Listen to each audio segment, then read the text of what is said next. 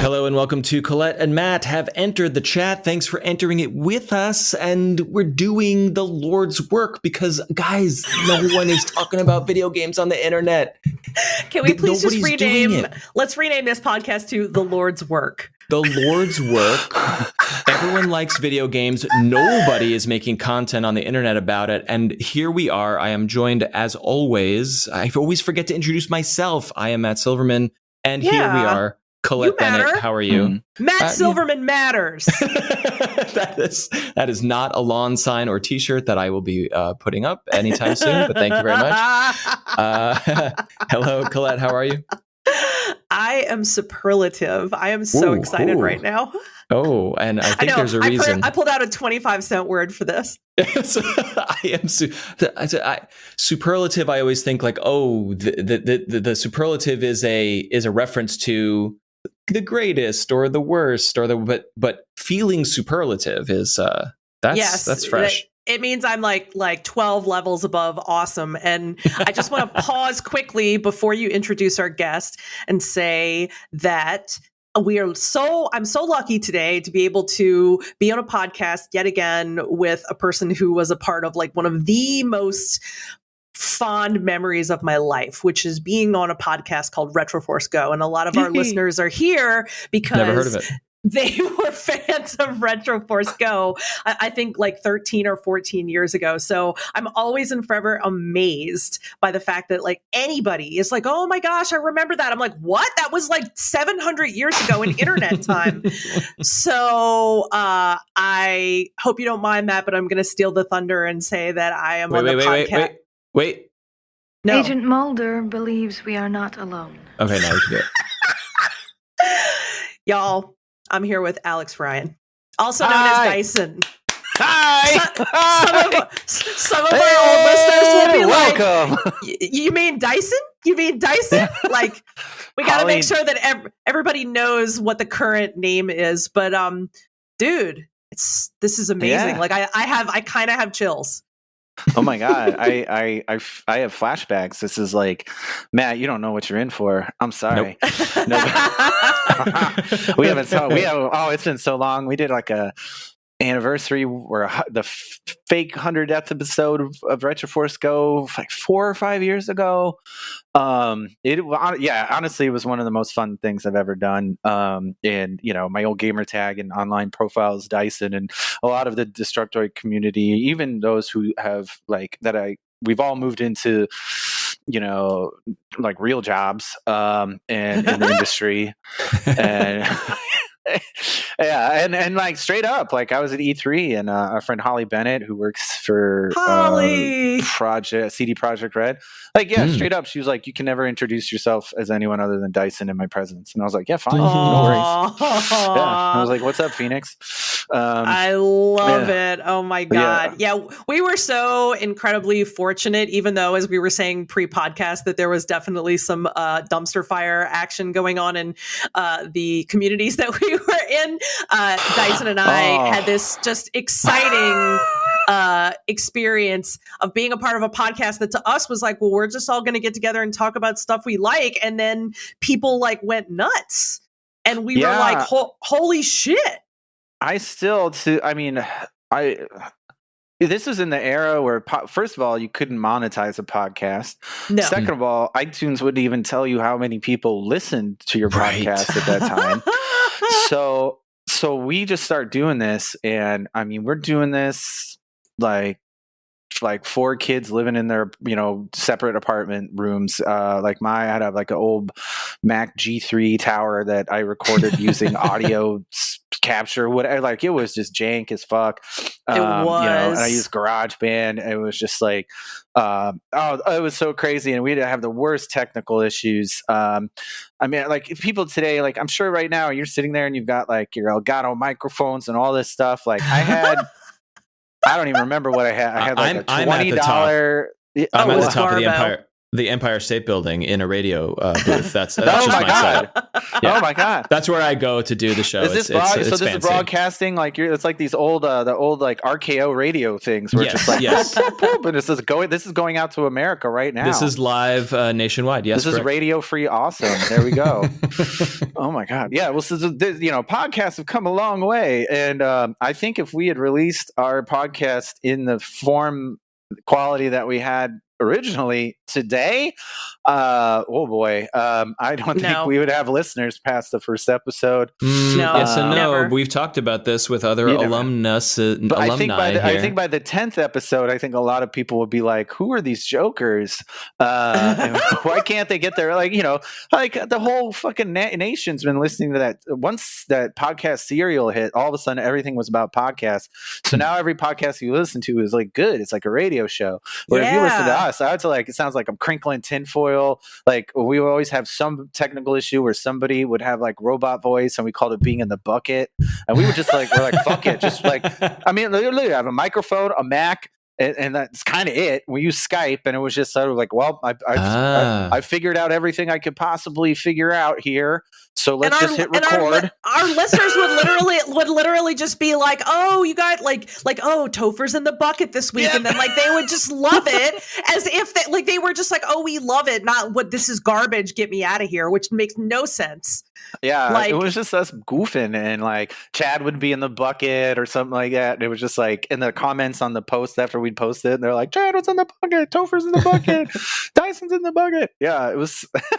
It was a community effort. This is what the internet has become. We've talked about this. You got not that you guys invented it, but this format of, hey, we're just figuring it out. We're very passionate about a thing, and we're having a great time. That's what podcasts are now. It's like. NPR is not making those podcasts, but we are making those podcasts. Other video game shows are making. So I think you were ahead of your time, and the tragedy of it is the only tragedy because it's fond memories here, but that we didn't make any money. Yeah, exactly. That was a huge fucking tragedy. You made the thing that people are making now and doing well, the popular ones, but you made no money. Oh yeah, I know. Yeah, that's what I was gonna say. It was just like, we could never tell how many people would listen to us because iTunes didn't tell you, and so the people who listened to us were like, dude, it's like hundreds, tens of thousands of people listen to the show, and we're like, get out of here. And we're like, what? Like we didn't believe it. Like we were just like, I get that can't $6 be every month for producing this from Destructoid. Legit $6. 4 shows a month, and stuff like that. And it was like we even talked about like, hey, maybe we could get people to sponsor us, and that was just not a thing. Like nobody, everyone was like, "What the fuck is a podcast?" And this was at the time when people still called it internet radio. I kind of wish we had done the show now because then I wouldn't have to have a job. Well, and it's so funny too. We've talked many times over the years, like one or another of us has been like, man, like, can't we just like bring back Retroforce? Like, can't we just like do like the modern new version of Retroforce? And we've talked about like, we'll have this reunion, we'll do this or that. But because Chad, one of our old members, has worked now for Golan Harris, which is the PR for Nintendo, for such a long time, he's not allowed to do like a podcast discussing like video game products. Yeah, in the format that we had before, he couldn't participate, which is not fun. Right. But having worked for companies that make you do similar things in the past myself, I'm like, oh, I get it, And I mean, he has his dream job. He basically works for Nintendo. So it's like, not going to be ever, like, hey, can't you quit that really great dream job and just come and redo this podcast with us? Well, that has been the number one crux because it was just like, I mean, everybody loves me and Colette, but people love Chad, like capital L-O-V-E. Our friend Chad is like just a special human on a level that most people never go to. But I think even though we could bring it back without him, I don't think it would ever be quite the same. Yeah, we would just have to like I don't know, maybe it would just be like this. We were just shooting the shit. Well, I mean, we used to be like, well, what you playing? What games came out? Like Topher covered like the Nintendo eShop, and then Chad would do his like lists of things, and then just like we had like sections that we would talk about, and would also provide critiques. Well, not critiques per se, but like our opinions. And and I think the thing that would be the hardest for Chad would just be like, well, a lot of the games that we do love are Nintendo games, and be like, are you excited for it, Chad? And he'll be like, I'm very excited. What are you excited about? I can't talk about anything. Like, I can't talk about anything because I will get fired. Even so it would just be like, well, that was a fun segment. Moving on to sports. Why'd y'all go into PR? Is it just is that where the money is, or what? Pretty much. Yeah, I mean, writing didn't pay. It was a series of things. I don't have a college education. Writing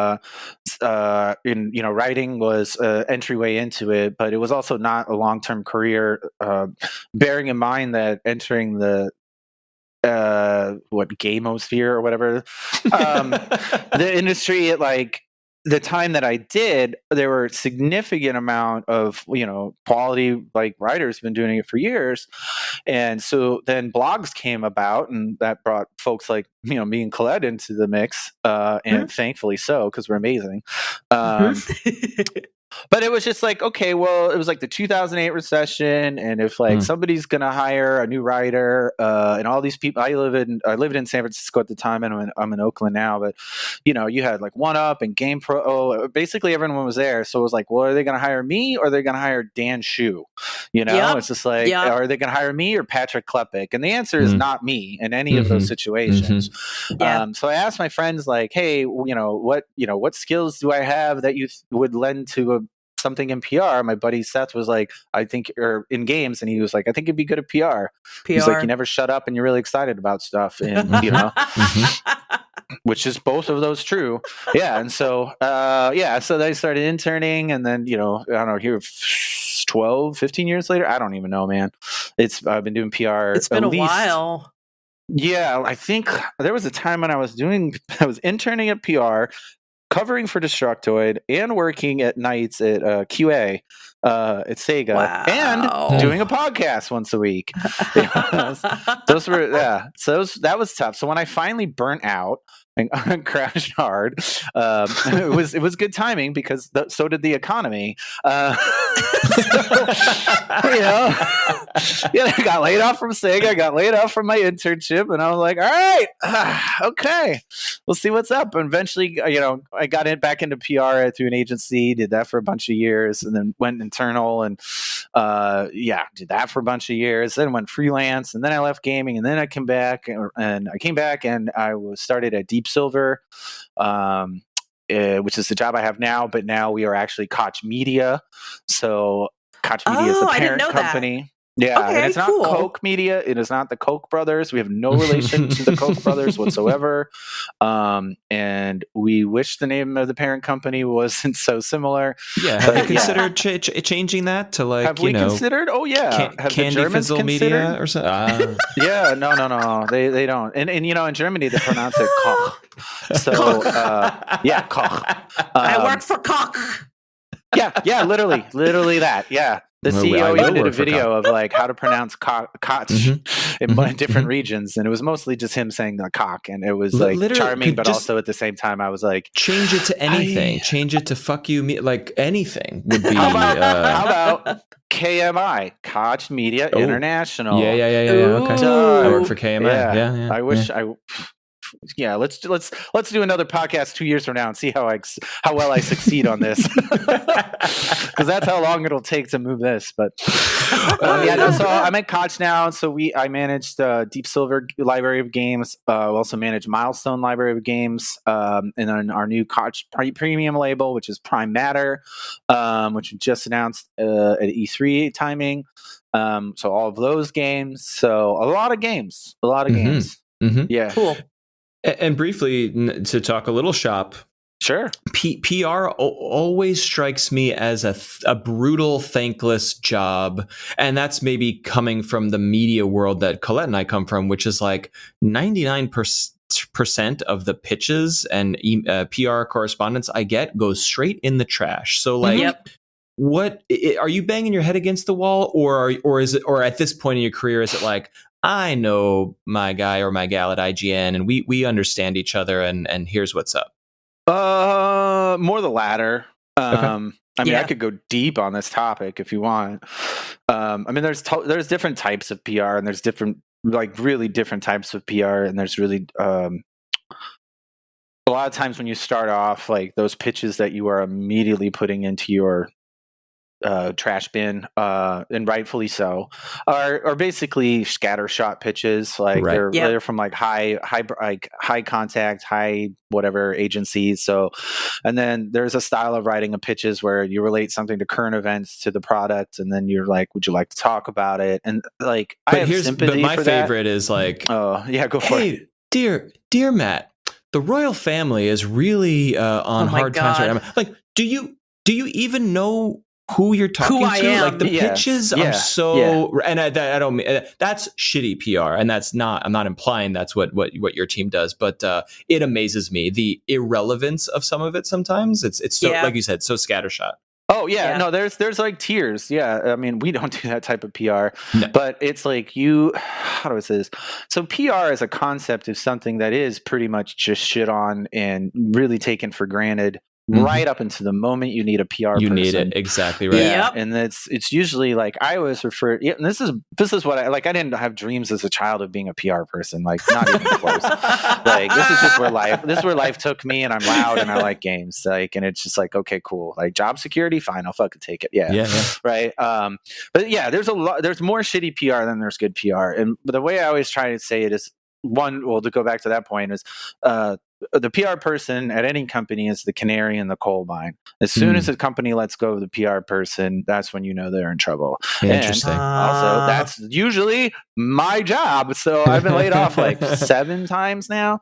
Why is the PR person first to go? What's going on with that? Because the people at the top think they don't need it. It's like an expense, and they're like, well, we understand how to communicate to our consumers, and then they get, no, they don't. They really don't. That's like, it's honestly, I mean, I'm not to equate myself with a surgeon, but like, I could understand if you like wanted to try and give yourself your own stitch, but you wouldn't want to take out your own appendix, right? So why would you want to like talk to the New York Times when you're like, even if you're the CEO, like, you're fucked. Like, and that's happened.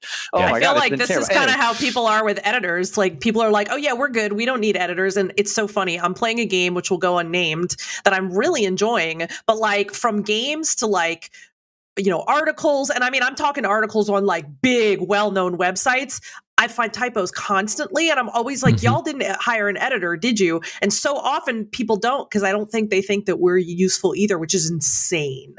Oh no, yeah, it's all the same thing. And I just want to talk about those shitty press releases that you get. So the reason you get those is because large corporations trying to push a product will hire teams that specifically will correlate lists and they blast out the pitch. So that's 90% probably of what you get. Then a good pitch is a pitch like, hey Matt, you are interested in this thing, here's this thing.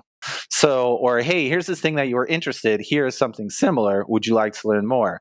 That's a custom pitch with someone like who actually knows who the hell you are. But that big blast, it must work. It's almost like spam. I mean, it's almost like spam. No, it is spam. It's absolutely spam. It is 99% of people are like delete, but one person eventually will say like, oh, okay, right? Yeah, but you got to understand, if you're getting emails about the royal family, you're on a media list that was probably 1,000 different contacts. So, totally, that's what I mean. So it's spam. It's legitimately spam. Like, you even see, like, even if you use MailChimp, which is that free press release thing, like, even it will warn you. It's just like, you're sending too many emails, like you're a spam bot. So but then, like, I, as a PR as a whole, is people always like, and now I'm gonna sort of smell my own farts here, but I always just try. There's 2 types of like PR people in the game industry. I always feel is people that PR themselves and people that PR the product.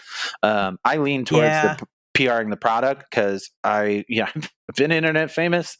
I don't need to be on the cover of anything. I prefer if I wasn't, that kind of shit. Like I could be one of those like big name PR people. But I would actually rather have you like my game, that kind of thing. I'm a more behind the scenes guy when it comes to that. But I always say that that one thing that makes a successful PR person is to remember that the R stands for relationships. And I mean, that's it. Yeah. I mean, and so to go to your point, Matt, it's the latter. It's just like, I've known a lot and worked with a lot of the people in the games industry or in media or media or whatever, crossover for a really long time.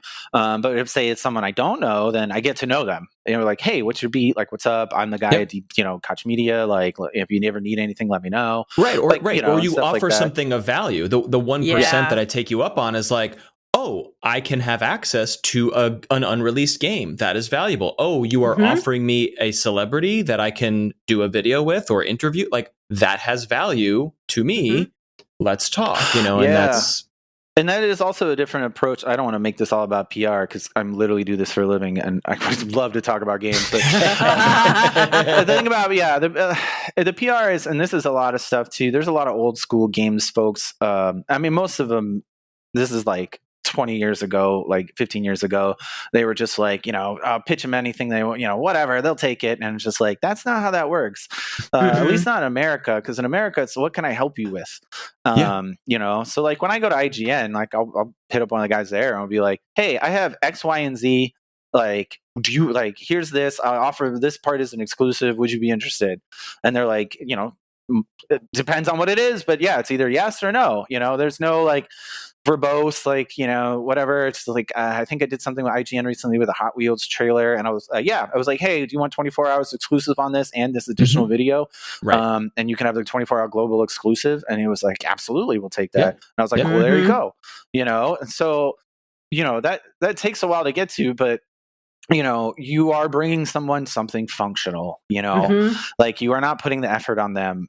You are not saying like, oh, I have this game, give me your ideas. It's like, no, here's this game, and here's like, oh, like you said, Matt, like here's this interview person I could have, here's this special video I could have, or here's the content of a level that I could have, or any of these things work with you, and you get to know what works for what sites and what people want, and you just kind of keep going. And so when you get those like literal spam emails in your mailbox, like don't feel bad. That person doesn't give a shit. They're just doing their job.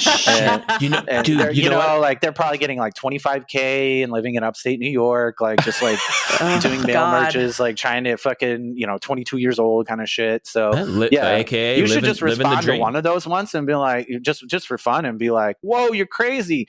No, because hey man, not stop. even in my wheelhouse. And then if they respond back to you with trying to make it in your wheelhouse, then you'll know that you're dealing with a shitty PR person. Wait, I gotta share the best fucking PR email I ever got. And I don't remember what it was, but it was a subject line was like, it was some public figure, a celebrity. I don't know. I don't remember who it was, but it was like, interview with Barack Obama. And I was like, huh?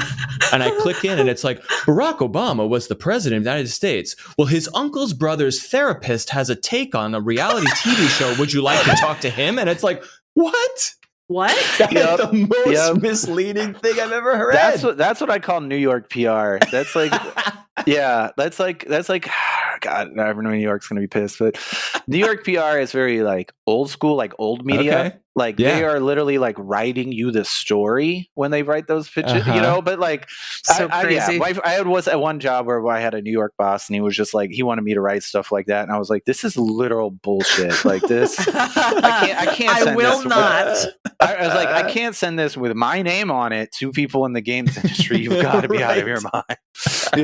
It's good, more power to him. Nice guy. But yeah, that always I feel is like the New York style, because it's always just like very, very like they're bringing you on this journey, right? Whereas like most people, for real, they're bringing you on this journey, like interview with Barack Obama. And you're like, yeah, that's what I want. And it's like you click it open and it's like that fucking 7 paragraphs from any recipe you look up online, and you're like, where it's just crying about their like family and all this unrelated shit, and you're just like, where's my Obama cake? I just love the Obama. It was literally famous person in the subject line, and then nothing about that. It was so unrelated. I couldn't laugh believe at it. those because I'm just like, I can imagine the person sitting there in that entry level position, basically being on a crossroads. Like, I have to do this. How do I do this? And it's creative. Yeah. So that's the thing. Like, as a PR person, I always look at that. I'm like, good on you for pulling that one together. That's a stretch. He got me. I opened the email. I ain't responding. But kudos for you. Oh my God. I love this. This is good. Well, I just learned more than I've known about PR my entire life just now. Yeah, more than anyone ever would want to. But generally we always just like, everyone's like, well, what do you guys know? And we're like, literally how people react. That's our job. Like, or you get like a C-level guy who's, with C-level, for anyone else, is CEO, COO, or CFO, or anything like that. The C executive suite. So those are very high touch people, and everyone wants to, interview with the CEO, and that's always just worst because they're always just not media trained, blah blah blah. But what and so they're not saying things that the public cares about. Like, I want to hear from the game developer or the talent or whatever. I don't necessarily care what a CEO has to say unless it's I don't know. Rare exceptions. If it's business related, it's a CEO thing. So like, I worked at Discord, and like, Fortune magazine wants to interview the CEO, sure. And then like, but if you work at, Discord, when we launched the Go Live product, like, no, the CEO was not involved in this whatsoever. Right. Totally. I would not have allowed him to speak on it. Be like, no, you don't even know what this is. So it's just all navigating that and stuff. But where I'm at right now, I really love. Like, the team in the US is awesome. And I would love to say, as a benefit, I get to work from home, but I actually had worked from home for 8 years, and I was excited to go back into the office. And now there's the pandemic, so I'm like, okay, so we'll get back into the office. I did go for about 5 months, so that was cool. And then March happened, and then I think we might go back in air quotes October-ish on a split schedule. It's for all your listeners at home. I'm sure they're taking notes. Like, what is Alex's day like? But I mean, you're joking. But like, I'm happy to hear companies that are being cautious and being safe and being sort of like, hey, we'll check out what October is. Because like we have been operating under this mentality that like the vaccine's here. It's over, and it's clearly not over. It's not even close. So I appreciate your company taking those steps. Yeah. I mean, and at first it was, very like, you need to get it back in the office because work, that's where work happens. And then let's just say the older generation of our office was very tied to that. But, like I said, 18 months later, it's just kind of, he's like, hey, when do we feel like going back? And I was like, when it's over. And he's like, all right. And I was like, okay. And a good news, though, when we do go back, I'm going to go in Tuesday, Wednesday, Thursday, and work home from Monday, Friday, just to avoid traffic. Yeah. That's that's nice. nice. For both worlds. Yeah. I'm like, phew, because I was like, look, nobody does work on Monday. You just talk to people and you figure out all the work you're going to have to do on Tuesday, And then on Friday, like, I don't know, every other Friday, everyone leaves at 2. So why am I even there? Nice. And they were like, that's true. Okay. I love it. Yeah, I am in PR, so I can convince people of something sometimes. Oh my God. What up with you guys? Colette, what do you fucking do? Like, I get your alerts. I dip in every once in a while for the chance to see some cat butt. What's cracking? The abbreviated version is that I have been, as you know already, at the Daily Dot. I've been a senior editor, plus a whole bunch of other things that I did not ever get a title change for, but that I actually did for 5+ years. But I am now, most of my career is focused more on editing over writing, although that may be changing where I'm going, and I'll get into that later. On the side, I'm married, which you may or may not know, and have been now for a little bit. Ask. I knew you were engaged at least, so congratulations. Yes, thank you. Justin I'm married. is a handsome man. I I am very happy in my marriage, and that's really lovely. And I'm just like, wow, cool. Thanks, life. I really appreciate that.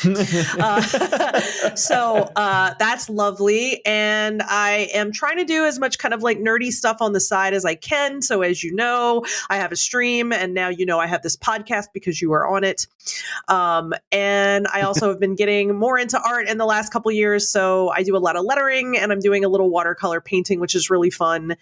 And yeah, I'm really enjoying Can I that, ask actually. about that? Of course. That's something I wanted to, like, I've really had like a lean towards.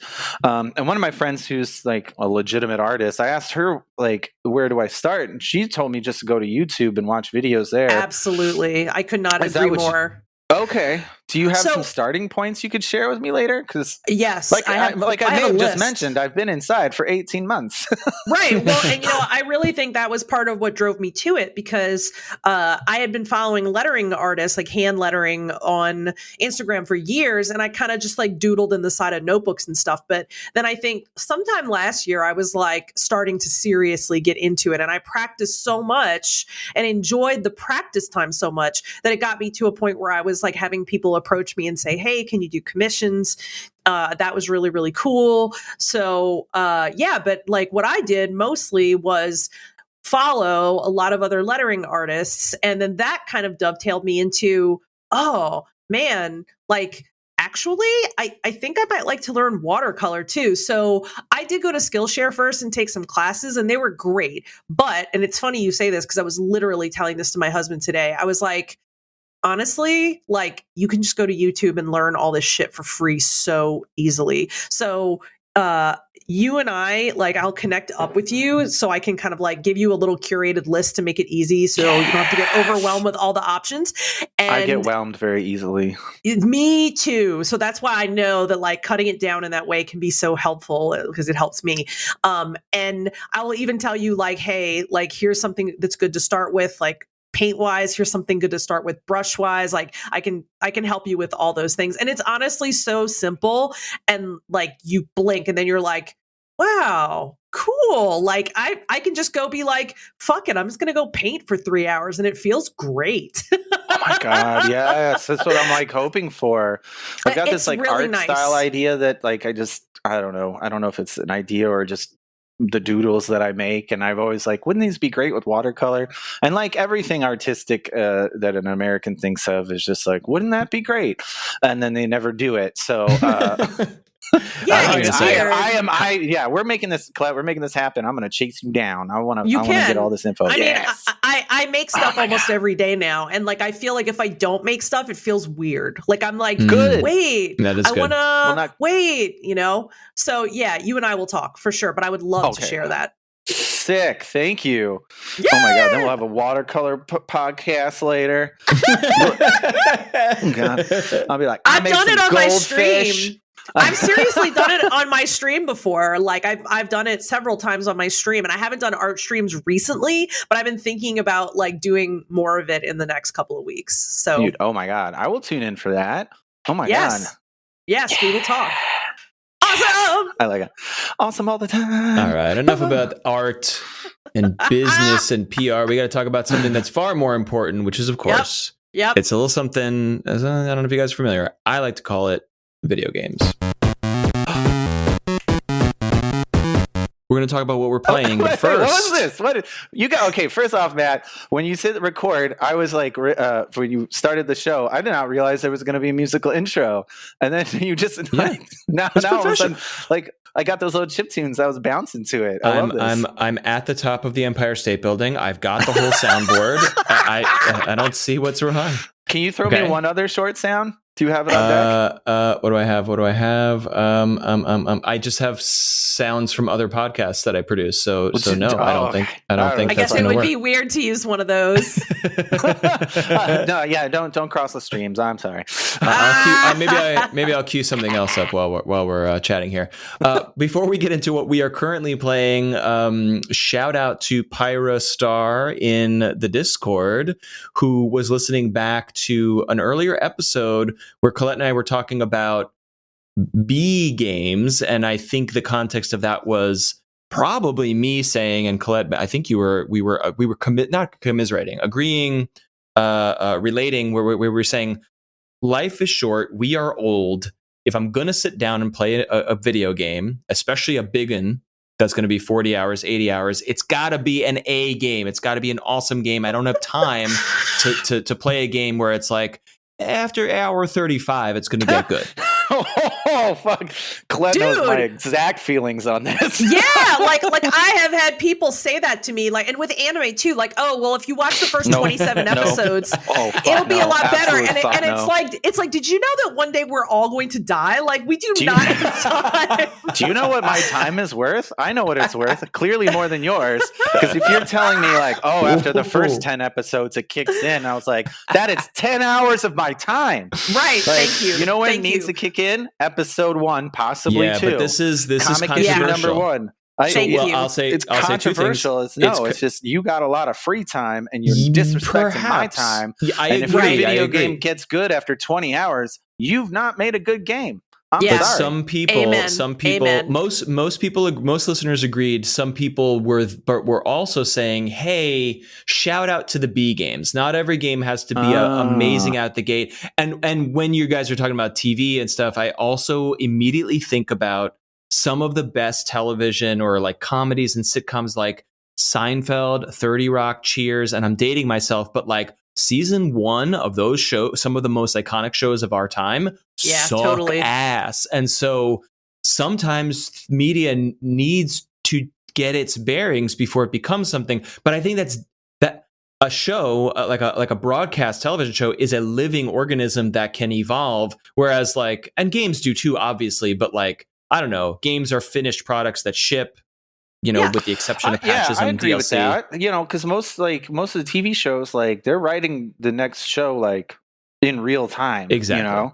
Yes. So like they can adjust. They can I mean, it depends. I don't know a lot about television script writing, but I know that you write either episodical or you write, there's a through line through the season or et cetera and stuff like that. But a lot of it is just, like a sitcom or something like that. That shit's happening on the fly, Yeah. So I get that. Like, okay, I'll accede at that point. Season 1 was rough, but season 2 really kicks in. Like, okay, fair enough. But you are like, you don't purchase a show. That's a good point. I mean, maybe you do now, but like in theory, or maybe I'm just too old. Television is like entertainment that's free, more or less, right? But like spending $60 on a game, or let's even say like $30 on a movie if you're doing Disney Plus, like that shit better be bomb right out the gate. Yep. That's money you can't get back. You can't like hope the writers like readjust before you get to act 3 in the video game, because it's already done. It's done. Yeah. Yep. Yep. I don't know, but I will shout out to B games. Like, I don't think anything has to be like an Assassin's Creed to put that much time in it. I just think games that are AAA are the ones that usually have that amount of time baked into it. Right. Now, that's not including PC games, which I honestly do not play. So I don't play MMOs at all. I don't actually know how to use a PC very well, to be fair. This is straight truth. Like I just I can manage the Office products, and that's pretty much it. Yeah, and for your listeners, like I grew up on Apple products. I don't know. PCs are so confusing. I don't know. No, and then are. Then you get Steam involved. So yeah, all right. So my friends, I don't know, it was like 2-3 years ago. I was like between jobs or doing freelance, one of those two things, and I was like, hey, I want to play all these Steam indie games. Like, do you guys have enough spare parts to build me a PC? And they're like, yeah, we do. So they did.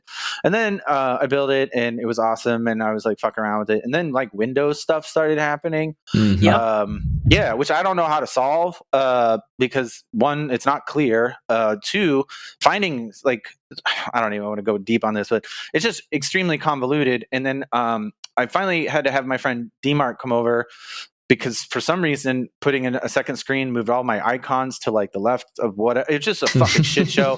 So he came over and he fixed it, and then I was fucking around with it. And then like later, this is much later, like it just kept doing this black screen, and I would just stare at it, and like the cursor would be there.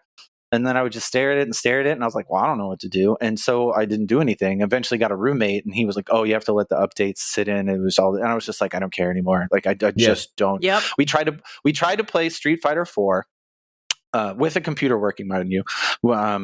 He was on his computer, I was on my computer, my PC, his PC. And we were trying to play Street Fighter 4 on Steam competitively, and we could not fucking do it, even from the same room, like looking at each other's screens. Like, couldn't even get the lobby. And I was just like, look, I don't understand PC gaming. I'm not going to knock PC gaming, but like, I think that if you're going to make a blanket statement about 80 to 100 hours and it has to be an A game, I feel that a lot of people on the PC side would very much disagree with that.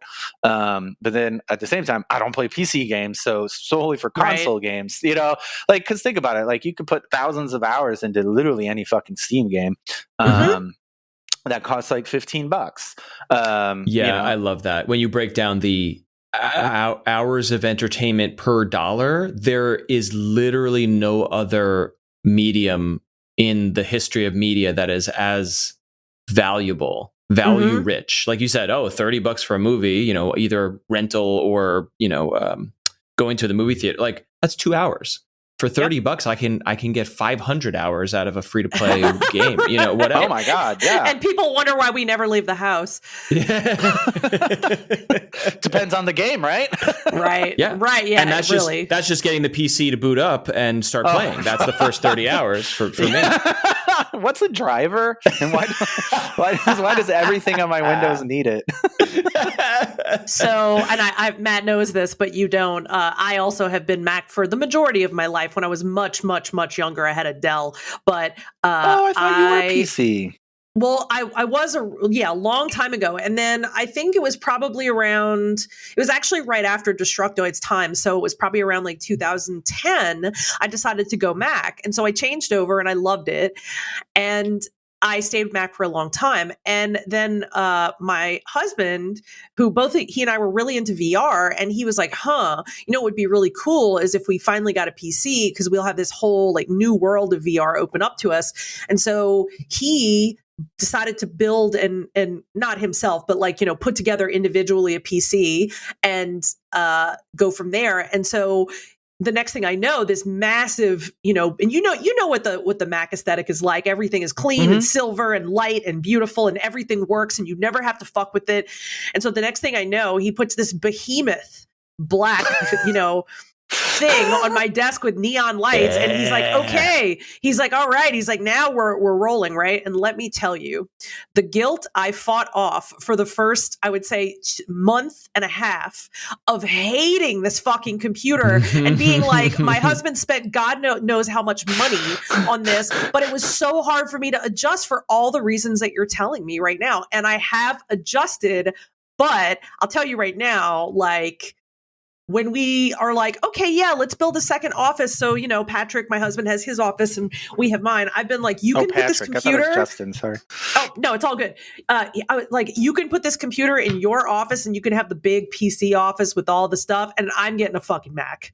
Like, but you know what though? Look, as a lifelong PC user, it's just which direction you're going. Because when I sit down to this beautiful, clean, elegant Mac, I want to pull my fucking hair out because why is the close button on the left? Why don't these windows snap That's together? A close button. It's like the buttons. I would like to close this window. Where the fuck is the Oh X? my god! Like, oh my god! You know, okay. I'm gonna make fun of you so hard. I thought you were gonna like. Okay, I got a huge fight with my friend who's in tech, and he's like one of those people that like tech solves all the things, and it's it gets really frustrating. And so I was saying, as coming to computers clean, like I grew up learning DOS. Okay, that's how old I am. So all right. And then in the 90s, everybody had like Windows 95 and played solitaire, and then I never touched a computer again, right? And then I tried to touch computers in early 2000s and like to actually use them. And I broke every PC I touched because it didn't make any sense. And then I got a Mac because I was like, that's where all the graphic design stuff, and I got to use Mac, and which was the one that we recorded RetroforceGO on. And that was right when OS 10.2, like Jaguar, came out, which was like essentially the same, the legacy version of the OS that you use right now on Mac. And yeah, it was everything is where it needed to be. And so I'm arguing with my, like, you know, closing the windows is on the left, like, you know, sorry for your struggles. But then my buddies, he was going so hard for my IT and consumer stuff, because, like, you know, all these people are calling, and it's like, you know, Mac gives their OS versions like these weird names, and nobody knows what the number is. And I was like, literally, it's 2 clicks. Like, click the Apple on the left, and it says about this Mac, and then it's right there. Well, the consumer doesn't know that. And I was like, why doesn't your IT department know that? Oh, because you're all PC based and you think everything should be PC. And we just got in this big argument. And I was like, look, like, let's be real. Like, the Macintosh computer and phone system is designed with the idiot McDonald's menu in mind. Like, the reason that there are pictures there is because, you know, your grandparents are picking this fucking thing up. But especially at the time where you arrived back at computers, when Mac OS was beautiful and beginning to unify an ecosystem, and the Windows XPs and 95s of the world were very IT department. They were very technical, because they're like business I don't feel machines. anything has changed. When I went to Koch, I have a work laptop PC, and I assume it's recent. It feels very slow, and every time I have an issue with it, here's the thing. So most people, in fact, all people who grew up using a PC, whenever you started using them, that's when your training began. So all the troubleshooting that you know how to do is not something that you like came to the computer knowing, right? Like, literally, I work in video games. We put out games on PC, and when like the IT goes, hey, like, well, what kind of video card do you have in your PC? On a Mac, I can literally just open up the system preferences and check hardware. On a PC, I have to hit the run button and type in diag dx, and then it prints a report to my desktop. I mean, that tells me no. Think about this. How would you ever fucking know that? There's no possible way a person could chicken peck their way into figuring that out. But my point is that Windows 10 solves so much of that, and it's certainly not perfect, but it gets away from the like type in command prompt. Are you joking? What do you think I use at work? Windows fucking 10, bro. Right. Still gotta do the same shit. You can open up your device manager. I couldn't even figure out where the power off was. I had to have someone fucking find it for me. And do you know what you can do in Mac? That's me when I use a Mac. You can open up a Mac, and there's the thing where it just says applications, and you click on that, and it shows you every application you have. You know what Windows doesn't have? That option. I have to go into the run bar and just. I just don't know where it is. Exactly. Here we go. Exactly. Of course, I don't know where it is on a Mac. I don't know where it is on a Mac. I'll tell you where it is. It's under the folder that says apps. Literally it. It's literally it. There's one fucking spot for it. It's like when I had a Pixel phone, I could not handle Android because it was like on an iPhone, there's 2 places in the whole phone where there's settings. 1, in settings, and 2, in the app. If you use Android, at least on the Pixel one, the Google Pixel one, the settings are literally fucking everywhere. And half the time the thing will be like, oh, you have to need to go to the system to change that setting. And then you go to the system and it's like, you need to go to the app to change that setting. And then I said, I need to go to T-Mobile and get a new fucking phone. I'm on a PC right now, and there's a big old button here that says all apps. And then I see all my apps right there. It's amazing. But anyway. You installed that button. You custom. my custom launcher tells me. I always look at it like this way, and it's not to, everyone's getting all heated, like I'm sure at home people are like, this fucking Mac guy. I would just like, look, if you want to customize your shit, PC and Android's the way to go. If you want something to as a tool, which is like, I don't fuck around on my computer. Like, I walk away from it when I'm done with work. Like, I don't play, like I said, I don't play games on my computer. Well, I mean, it's a Mac, so can't really do it, but so like and stuff like that. But like, my phone is a tool. Like, it's messages and email. My Mac is like, my tool, like hardware, like I use, I don't you can customize it, but like, some guy was showing me about the Android phone, and I tried it out. Like, I'm not that crazy, but I tried it out, and he was just like, oh, you can put your app icons everywhere. And I was like, this has never kept me up at night. Like I just don't I don't have that mentality. Totally. And I think that's very different. You're better and you're better for it. I guess what I would say is like people who are mentally insane, like myself, need the control. We need to be able to customize and you need everything exactly the way you want it. Exactly. That is precisely it. So that's Windows that or is Macintosh they hate you. They're like, no, it's going to be the way we tell you. You're not allowed to do the thing. Mac's got problems. I still don't understand why I cannot adjust the length of my snooze on my alarm. It's 8 minutes, and they're like, and that Cupertino has decided that your snooze will be 8 minutes. That's it forever. So I just have to. I set multiple alarms just to get around this, and I'm like, motherfuckers. There you go. Right. Yeah. So like, yeah, Mac's not the greatest, but you know, if I was on a desert island.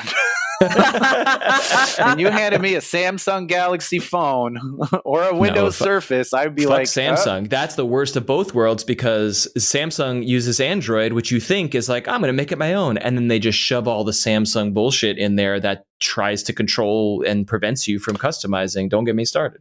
Yeah, I won't. Yeah, that's why I went with the Pixel. I went with the Pixel because it was like, here's the clean Android OS. And the only thing that really I couldn't handle was it was just the abysmal management of photos. And I was like, it just decided that it was organizing these photos into folders that I could not edit or change. So, you know, I would save a photo like, Colette posted this funny photo. I'd save it to my phone and I'm going to text it to my friend. Good fucking luck with that on an Android. Yeah, it's impossible. It's like, it saved it to files? Where are the files? What are files? Or wait, it makes this whole album where it's just like literally like, oh, here's your photos from Instagram. Here's your photos from Twitter. Here's your photos from mobile. And I'm just like, where's the fucking photo? I agree. Are we old? Is this an old people conversation? Yeah, it might be. I mean, on my part, I feel like even though I haven't said a ton, like I'm sitting here going yes, because I too am like a Mac person spiritually, and like it's interesting, right? Because like getting this PC and having such difficulty adapting to it was like. I kind of felt bad. Like I was like, wow, I just want like the dummies like version. I don't want this like complex, deep thing with so many options because it overwhelms me. And then I was like, you know what? It's not bad or good. It's just two completely different styles of, stuff that we use. That's what I think. It's a perfect example. Like my Stephanie Tinsley is the head of the PR for my US agency, and she absolutely loves the Outlook application on Windows, like the actual Outlook like thing that you click.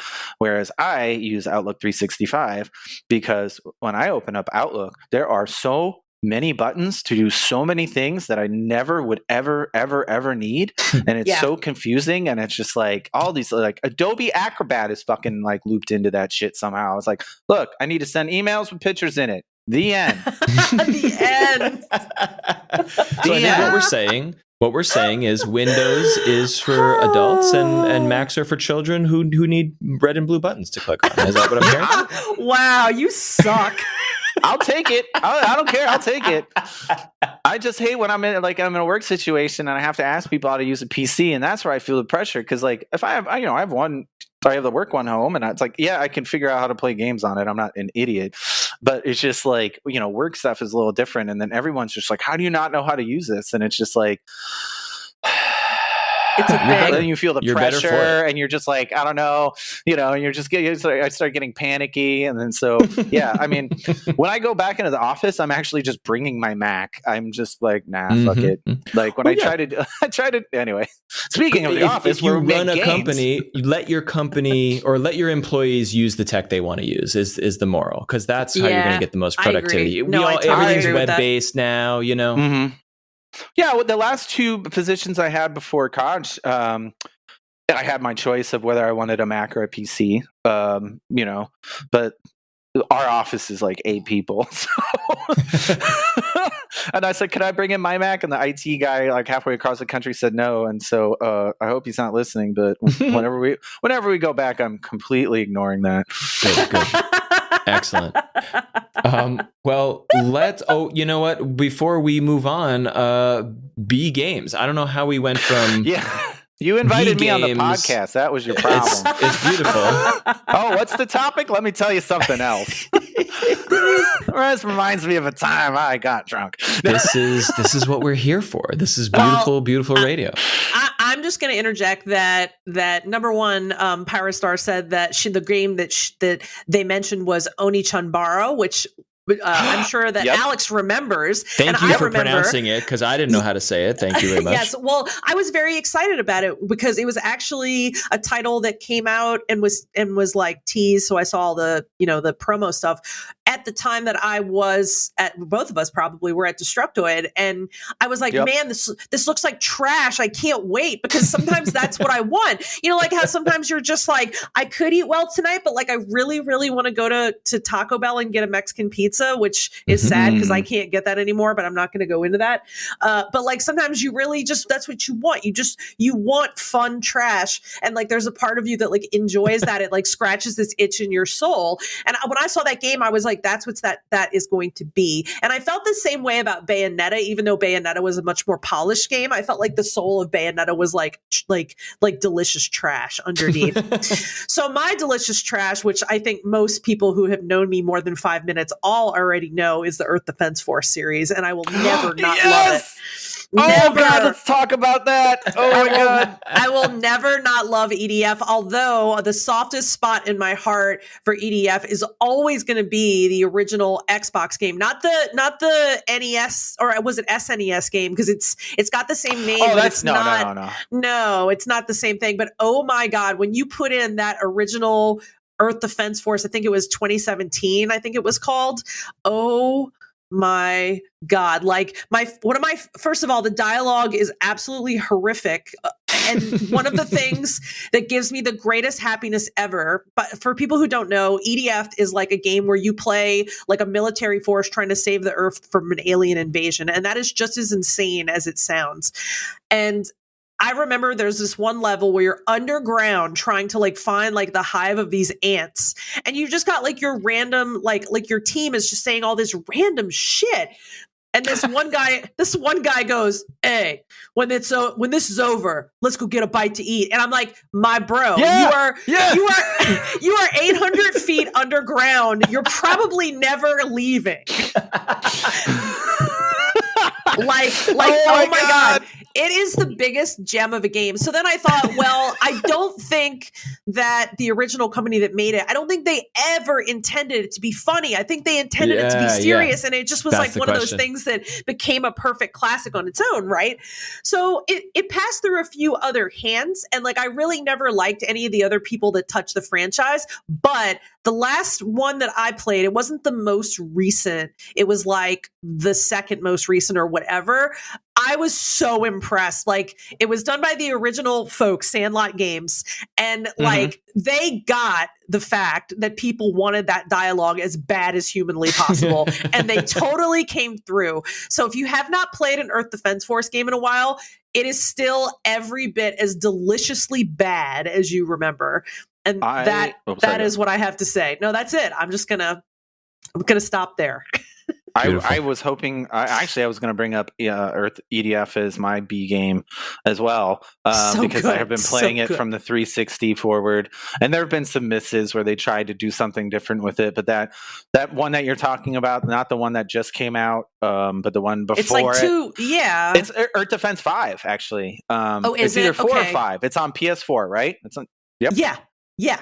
Yeah, that's the one. Yeah, and you play as the ranger, the wing diver, or the other guy, or whatever. Yeah, we played that online. I bought it the day. I'm a huge EDF fan. I have been since the 360 one. Like my friends and I, we would spend holidays just playing it. And I don't even think that 361 had split screen. You had to play one person at a time. Yeah. So like it was me, my buddy Jake, and Ehab, and we were like, and Ehab, Jake's brother, and so I don't know, holiday or Christmas, whatever. So we're like sitting there playing and taking turns, like trying to beat the very last like level 100. We finally got it, but yeah, that game is just like part of our history now. I love it so much, and Earth Defense Force is it's the best. It's Starship Troopers. Yeah. the game where you just destroy giant bugs. It is a budget title because that's what that publisher does, which is Onichambara as well. The original history of that company was when the PlayStation came out, every game was $50, and this company focused on making $20 games. Oh, I didn't know that. 20,000 yen games, right? That is so cool. Yeah, because Onichambara was theirs, Earth Defense Force was theirs, and then they had one where it was like you drive ambulance into zombies or something, like, or you avoid the zombies to pick up the people. Sounds it was like great. literally, yeah, like I think that was the entire premise of that game, which was like, you know, save people from zombies, crazy taxi by, you know, like it was just, so yeah, you know, like, and even yeah, the new one on the PS5 is like, yep, we're giving you it's very much that Xbox 360 one, just when the greatest fucking addition that they added to it is the Ranger can actually run now.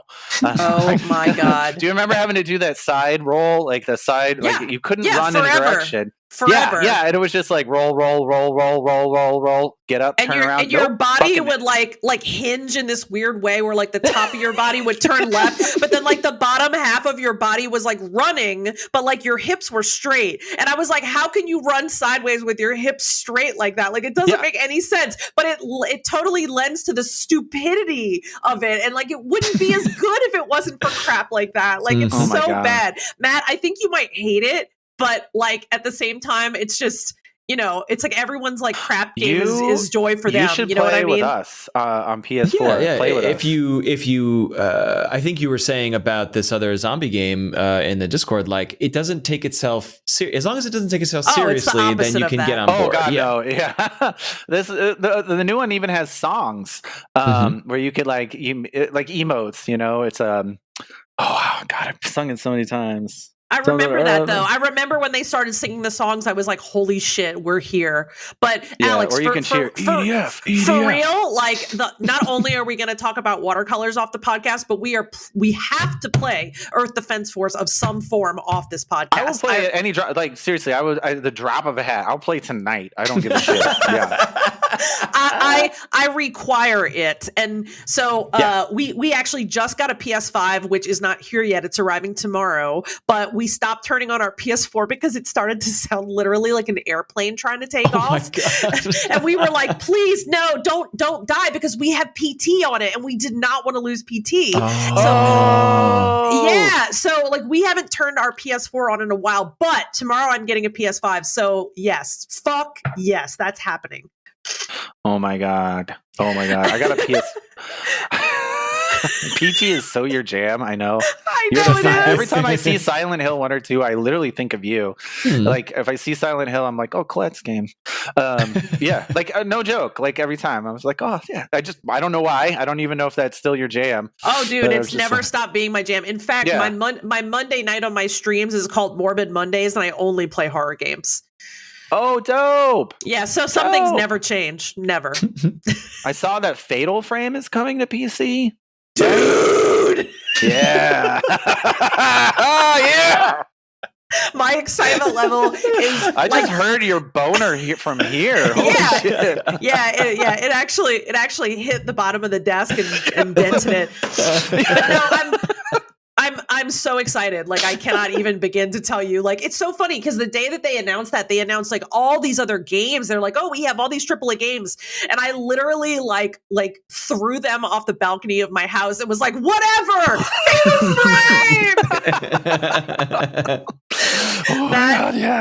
That is what happened. So I genuinely cannot wait.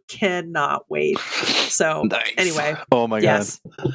Yeah, so I saw that. I thought of you too. It's so funny. I actually you know what? I sold them. So you know that huge retro games collection I had. All the stuff I would find at like good. It's gone. Yeah. Oh no. I kept everything that I wanted, like the SNES, like the shit I actually genuinely like want, like Final Fantasy 3 for Super Nintendo, Chrono Trigger for Super Nintendo, like my dream, one Dreamcast, blah blah blah, stuff like that. But dude, I had an attic full of stuff, and like I Marie Kondoed the fuck out of it. I was up there and I'm looking at, because like I always had the idea, it's like, oh, I want my kids someday to like, you know, check out, like when they're older, they'll be like, what did you play, Dad? And I'll like, give them an NES. And now I'm just like, I'm probably not having kids, and this is a lot of shit. And honestly, if I end up having kids, they're not gonna want to touch Dad's gramophone, you know. I'm hearing that from my contemporary friends who are collectors as well. Like my buddy Kohler, he's like, yeah, his son Chris is like 4, and he's like, yeah, I sat him down in front of the Nintendo and all this stuff, and he was like, he gave it some interest, and I was like, cool.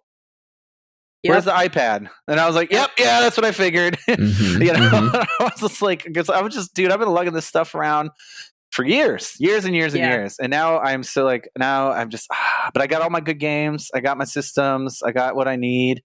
You know, if the fucking 20 years from now, if my Alex Jr. wants to check out Mario, I'll be like, here, download an emulator. The emulator, I was gonna say, yeah. The software. But, you know, and we all know that the time will come too, right? Like, because there's, you know, everyone says, oh, everything goes in circles, and it does. You know, it's like there will be a point in time where someone will be like, oh my God, let's resurrect the Wii and remember it. And I'll be like, how about we don't? But other people will want to. Well, it's like the Nintendo put out the NES Classic and the SNES Classic.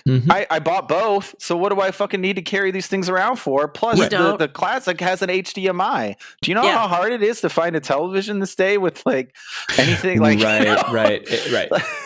I feel nostalgia for these products, but I am content to just consume them in other forms, as long as they're not like altered or updated graphics or whatever like these pixel remasters of Final Fantasy. I'm like, I just want the ROM files of the original games, please, on sell it to me as a collection, you know, whatever, that's fine. And my kids are not super engaged with it, but they have shown interest, especially in the masterpieces, the Mario, the Yoshi's Islands and the Mario Worlds and things like these are beautiful, colorful, outstanding games that any kid would still love. You know, like we grew up and like, hey, the Beatles are still fucking great if you want to listen to some music. Just because we did not grow up with them doesn't mean that they are not, you know. Right. Yeah, the Beatles' value. White Album is always going to be a good album, but you don't have to necessarily play it on an old Victrola. That's exactly, that's it. You got it. Yeah, and that was, for me, was the hard part to let go, because, you know, as growing up as we all did, like, you know, like my muscle memory is really tied to the NES controller. Like, so I have difficulty playing the game emulated, but, you know, trying to transpose it to my kids, though, I mean, you know, you kind of touched on something that Matthew, is it Matt or Matthew? Yeah, either one. Oh, all right, Matty McGee. There it is. No, your new name is Matt-tastic. Yeah. Yeah. You're stuck with it. Matt-tastic. I got it. Love it. I love it. I'm changing my Twitter as we go. It's our memories too, you know. So it's like the memory I had playing, dreaming about like how to beat Super Mario Brothers when it first came out, and I was a wee child and not paying attention in school, will never be something I could recreate with someone else, you know. So that but I feel just, you know, and it was definitely like, you know, nostalgia is a big in America. So, you know, we always like hold on to a lot of things and recycle a lot of things. And, you know, I just came to realize that I was like, I'm trying to give someone literally an experience of my own that is, and that's impossible, you know? So when the time comes, if they want to check it out, I will want to be there for the experience that they will have, you know, and however that will be, whether it be on like you said, Colette, like maybe they do like a Wii U Classic someday, and I'll be like, here, these games are great. Play Toad's Treasure Tracker, you know, that kind of stuff. And they'll be like, cool, you know, and they'll have their moment with it. So, I mean, I think that's tough. And I think that's also just like partly you love having all these things. And then I think I just hit a point where I was just like, they've been in an attic for 5 years and I haven't touched them. So I think it's pretty evident that I'm not going to touch them. So, I get it.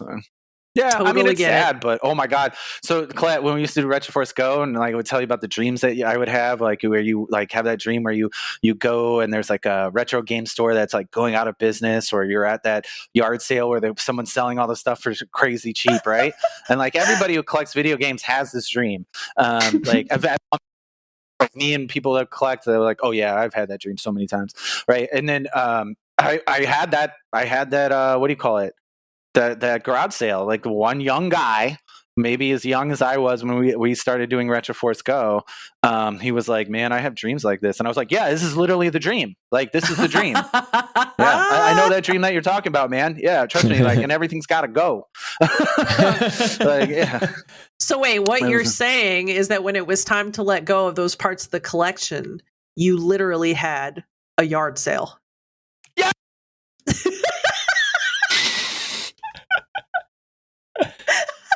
Did we lose Alex? Did he scream so loud Alex, that he blew? Did you scream so loud you literally vanished off the podcast? I think he's gone. I literally think he did. That's so amazing. Wait. Oh no! Can you hear me now?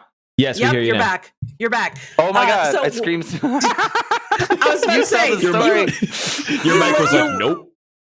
You literally screamed so loud that you like disintegrated. So the reason why that's funny to us, Matt, is because that was one of our longstanding Retroforce jokes. I mean, it was about yard sales, but wasn't it Topher's joke, Alex? Wasn't that how it started?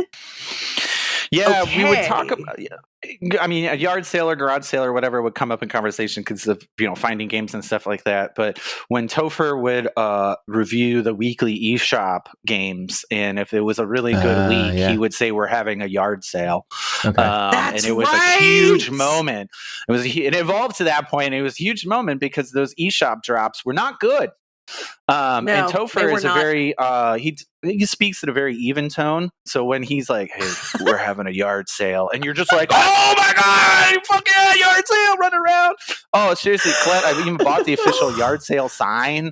I didn't call it garage sale either. I called it yard sale. And I thought about you guys. Sale. I was like, "It's a fucking yard sale." I got rid of everything.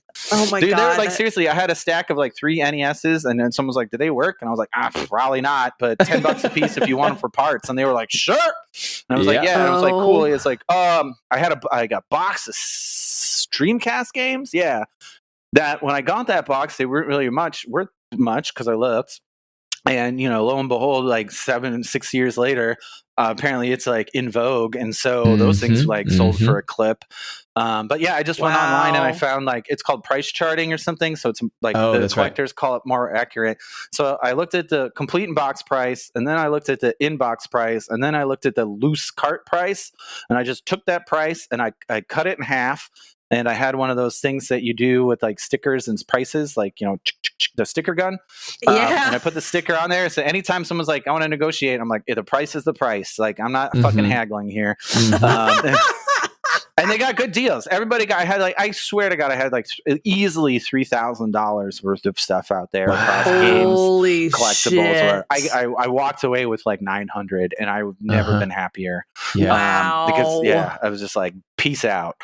Yeah. Love it. I fucking love it. Oh my God. Yard sale. I'm trying not to scream myself off the show anymore. But it was hilarious.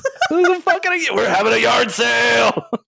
Oh my God. So much excitement. I love you. I miss you so much. I miss you too. It is so nice though, like to share these things with someone who doesn't know like how much joy they brought us into at a certain part of our lives. And I would even wager to say still bringing us joy because we're sitting here on this podcast like having a blast. So yeah, I don't know. It's just really nice to share it. But what was I going to say? Wow. Well, whatever it was, I totally forgot. I guess I know what it was. Matt, I wanted to know because we never really asked what for like the so bad it's good games. Like what were yours?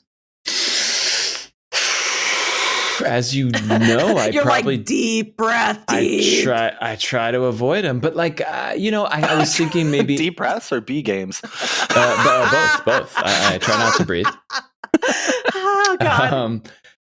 Maybe what when you're like you're in between games or you're whatever, and you're just like, just give me some fucking bullshit mobile game to do some shit on. You know, that's probably going to be what I'll cruise the Android games, like subreddits and stuff to be like, is there anything actually good out there? Nope. Okay. I guess I'll still not play those. But, you know what I have on my phone is it's a game called Orna, which is a GPS RPG, not Pokemon Go, because it doesn't have any like video or AR. It's like a pixel sprite, like if Final Fantasy was a GPS RPG where you can level up and you can increase your stats, but you have to physically walk or drive to a new location, and then you can conquer that location or steal it from another player if you are strong enough. And so leveling up in that, like the area where I live, there is a player who owns everything, and I am not strong enough to overcome that player. So like just grinding out levels when I have literally nothing else to do is a bullshit, stupid waste of time. That is still like, one day I will unseat this emperor, you know, kind of thing. So maybe it's that. I don't know. It's a cool game, and it's very deep. It has cool, deep mechanics, but like 90% of your time with it is like attack again, attack again. You know, it's very stupid. I am now at a point in my life where I've come to the conclusion that there's literally nothing wrong with having a moment where you're like, I just want to play a clicker. I just want to play a fucking visual novel or whatever. Like, I literally played a visual novel before we got on this podcast, which I should this would technically be the segue, Matt, into what I'm playing. So do you want to play the music? There's more music. We were already in the segment. We just got so far afield. So for the love of God, what are you playing? I fucking love it. So now you know what it was like listening to RetroforceGO. Today we're going to talk about Sega and pants. It really was. So what I was going to say was that, speaking of you know, bad, so bad it's good. Before the podcast, I literally played a otome visual novel where you are a girl who has inherited a cafe from her grandfather, and your new staff are four handsome boys who are also cats. They're Catboys. A documentary. Yes, about my life. So that is what I played and enjoyed right before we got on this podcast. That's not the only thing I've been playing, but I feel like I just want to out myself because I don't want anybody to go, wow, you know what I saw you playing on Steam? And I'm going to be like, you know what? Fuck it. I enjoyed it. What is it called? It's called... it's got Neko in the name, of course. NEKOPARA, Catboys Paradise.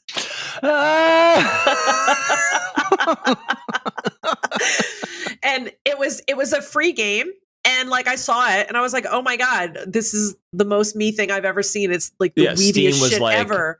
But with cats. Colette, would you like this game? And you were like, yes, please. I was literally like ripping my credit card out of my wallet to throw it at the computer screen. And then I looked at the price and it's like free. And I'm like, oh my God, I don't even have to pay for this. This is amazing.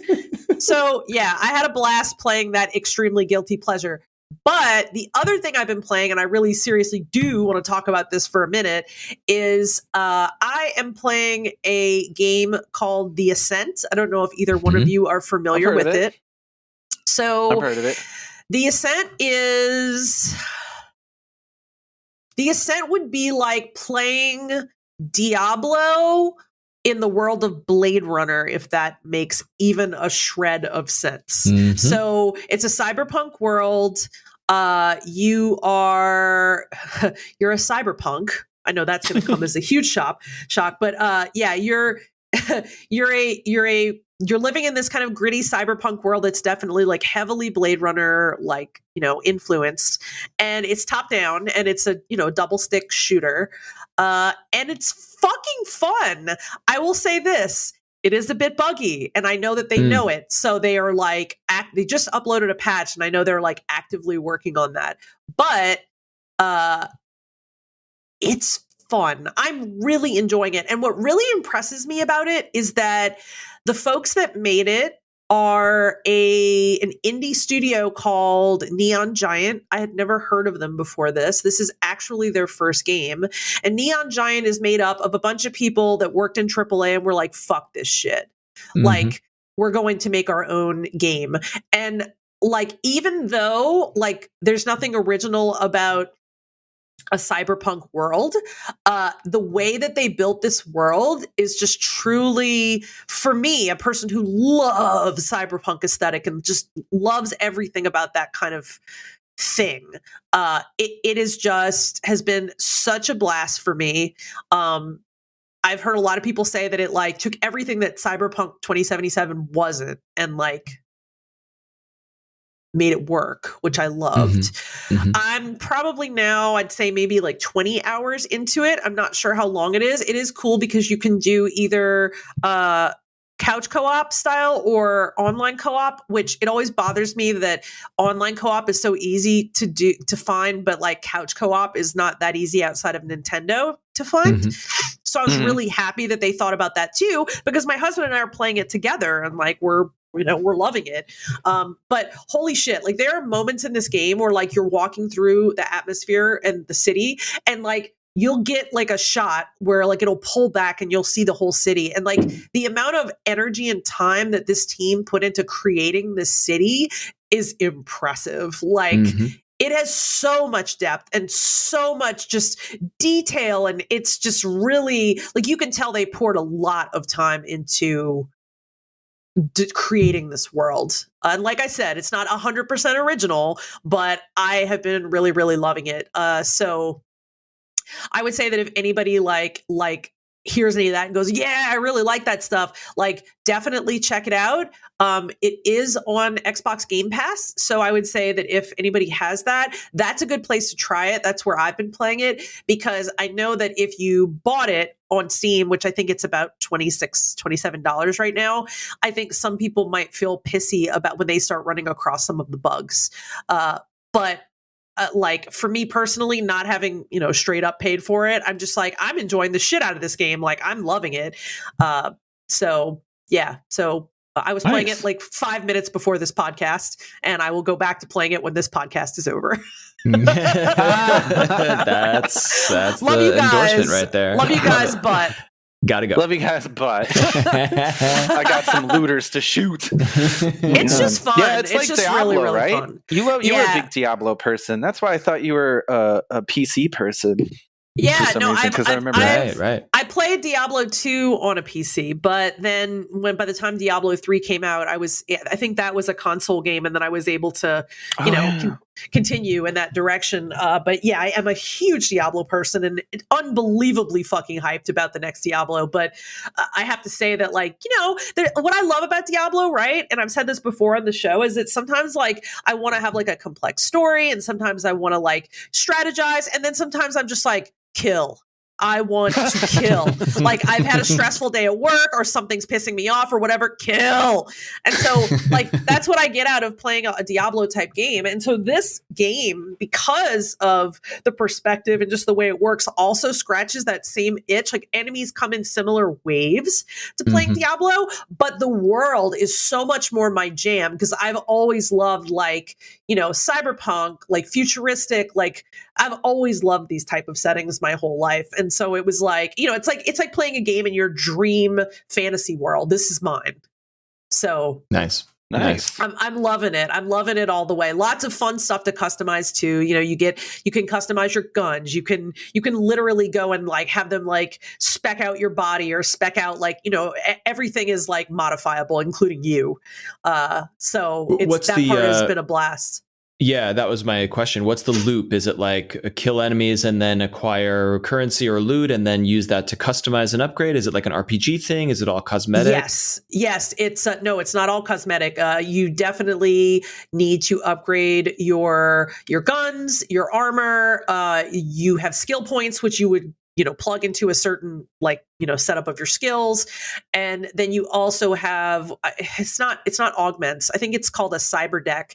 And that allows you to alter your access to being able to hack things like, chests and doors and stuff like that. So that's another, but there's a lot of different ways you're progressing. So there's like main quests and side quests, and then you're progressing while you're like upgrading all your stuff. So I find it like, I'm very engrossed. But I would definitely recommend it if people are into those types of things.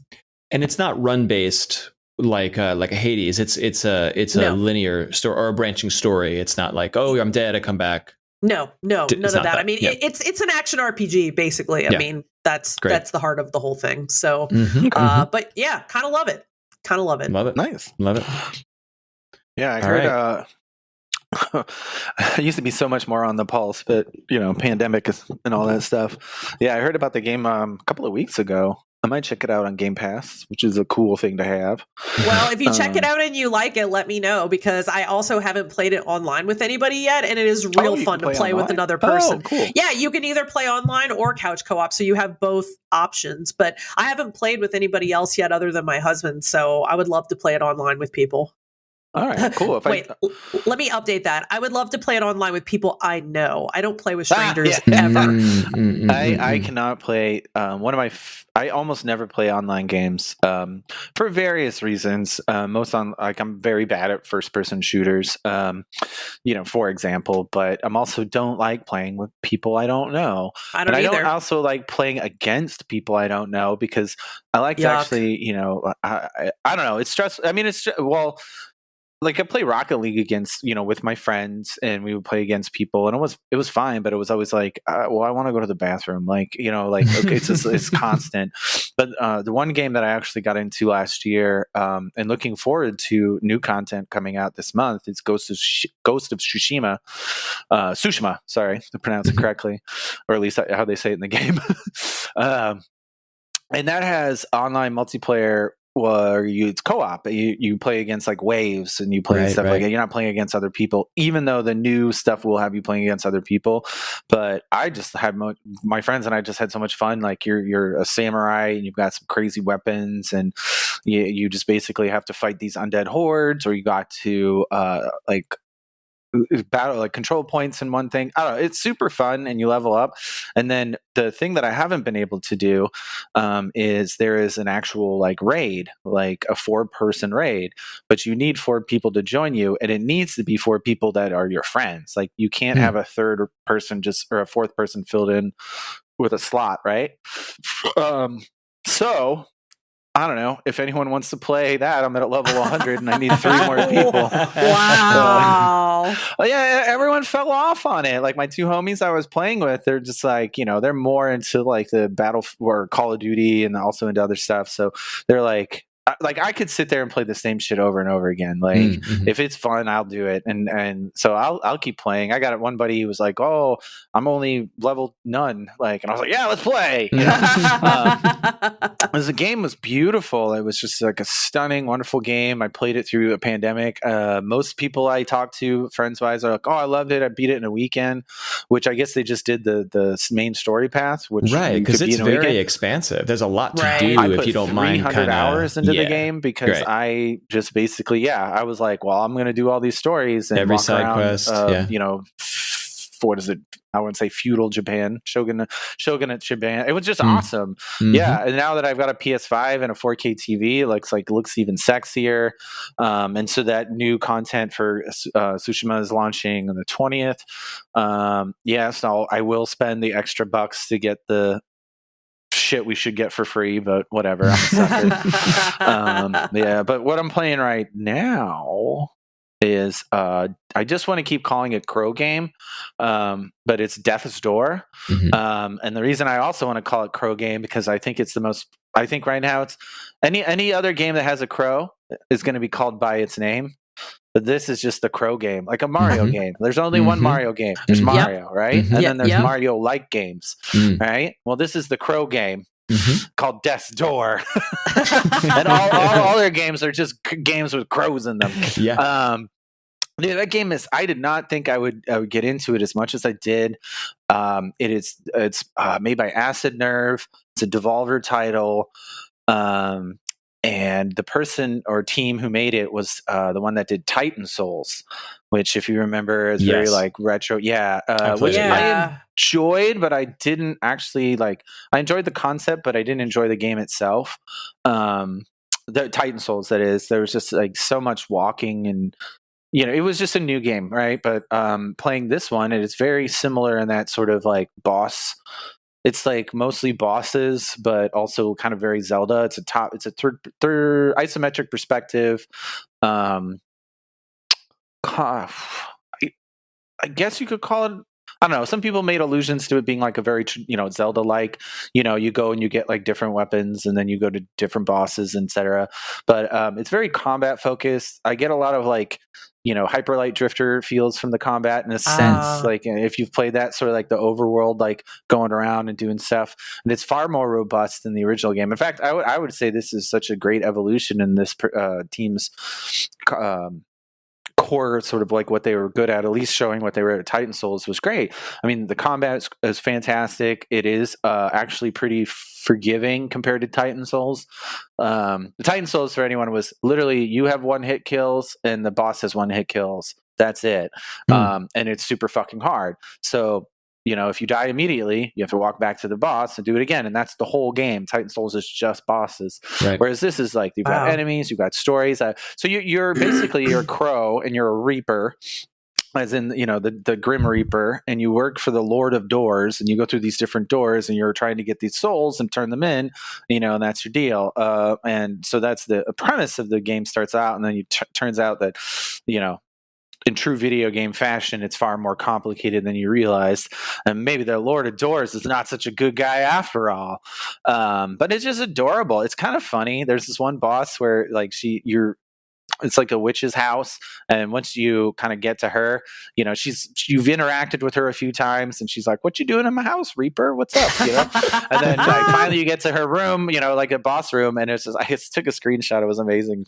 Like, she's mad that you're there, and there's just the whole text box. It's just, "You little shit." It's such good humor in that game, and it's just I got so hooked to the controls feel really good. It is tough bosses. I will say that. And I would say for the first couple hours of the game, there are certain boss rooms that would certainly use a goddamn fucking checkpoint. But that's about it. Yeah, I'm basically at the end. I haven't finished it. I'm in sort of like what's called, I think, the main ending boss fight. So, and then after you do this, then like there's more stuff to do to get the true ending, or the complete ending. But I probably will finish that up this week. I got it on Xbox One. I highly recommend it. If you don't mind a little bit of creative combat, like having to be good, like dodge. Think of it like I've never played Dark Souls, but think like Dark Souls, like you basically have to dodge away, get in, figure out the pattern, stuff like that for the bosses. It's so beautiful. I forgot how I remember seeing the main art for it and being like, I don't know what this is, but I want to play it. So I pulled it up as soon as you mentioned it, and I was like, wow, like I love the art. The overall like aesthetic of the entire game is just beautiful. Yeah, it's gorgeous. The environments that they design are so beautiful. I really liked it, especially the perspective. It adds a lot of character. It kind of gives me those old like Landstalker on Sega Genesis vibes. Yeah. Exactly, where you can kind of like really move around the environment. It's got so much detail that actually really brings it out. And just the game is silly fun. The writing was good. It is a challenge. Like, I was talking to the PR person. I was like, I think my only issue with it was the checkpoints in the beginning. But it was funny because I was like, yeah, I only have one issue. And she goes, oh, it's too hard. And I was like, no, it's not too hard. But then again, I've been playing games for like 35 years. So you're well, I would say your usage may vary, but let's be honest. If you are any younger than me, you're probably better at the game. Like I've gotten to points in games where I'm like, I know my reaction time could be better, but I'm just not going to try. Right. Yeah, you've hit that wall. Yeah, when I was playing a game of the year, the year it came out, it was Control. So it was 2 years ago. I couldn't complete the game because it's just like the game's combat is so the game's mechanics don't support that type of combat, the high level combat that game wants to do. Yeah. So when they came out with the patch where you could actually like, make it easier on yourself, you fucking sure as shit believe I did that. Oh my god. There were 2 bosses I couldn't beat, and then I was like, okay, cool. And then I got the Alan Wake DLC and I just never turned it off, and I had a blast. Like it was still hard as fuck, but I didn't die. When it was just so great. It was so good. Sorry, not to go on easy mode stuff, but like however you want to enjoy a game, enjoy it. But yeah, like my girlfriend at the time was like, oh, I didn't have to put it on easy mode. And I was like, well, you're 10 years younger than me. So interesting. We're of the old and tired gamer variety. Yeah. Oh yeah, man. I mean, like I never thought I would get to this point, but like, give me a 10-hour game, motherfuckers. Like I will put 300 hours, into Zelda. I put 500 hours into Zelda. And then 300 into Ghost, and I spent so much time exploring Control and like going through every like little detail and map, and I love it. So I spend a lot of time with the games that I spend time with, but I get deterred a lot because I do also want like that 10 to 12 hour story for those types of games. Yeah, because I was God of War 3 was the one where I got to hour 13 and I was like, oh Jesus, it's still going, right? And I stopped playing. It's like it was just sort of like, okay, cool. And that's more on me than the game, but you see those things where people don't, like 80% of gamers don't even finish games, and I was like, well, they would if they weren't so fucking long. Yeah. It's just like, oh, here's this AAA game. It's 40 hours to main path, and I was like, what time do you think I have? Let's bring it back to the original.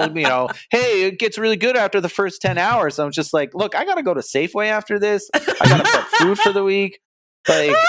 I got shit to do. Like, I'll get to that like at 8 o'clock tonight, and I'm not gonna be like, oh, stay up to 3 a.m. Unless it's Ghost of Tsushima, that one clicked. It's all about what your jam is, right? Oh God, well, I love it. True. Well, funny that you should say that. Is unrelated, but I recently played through Ratchet and Clank, the PS5 one. What is it called? Rift Apart. Rift Apart. Yeah. Oh, so I've never played. I played that Ratchet and Clank free one that was on PS Plus, which was like, I guess a game based on the movie, based on the game. But I played it and I was like, okay, I understand the controls.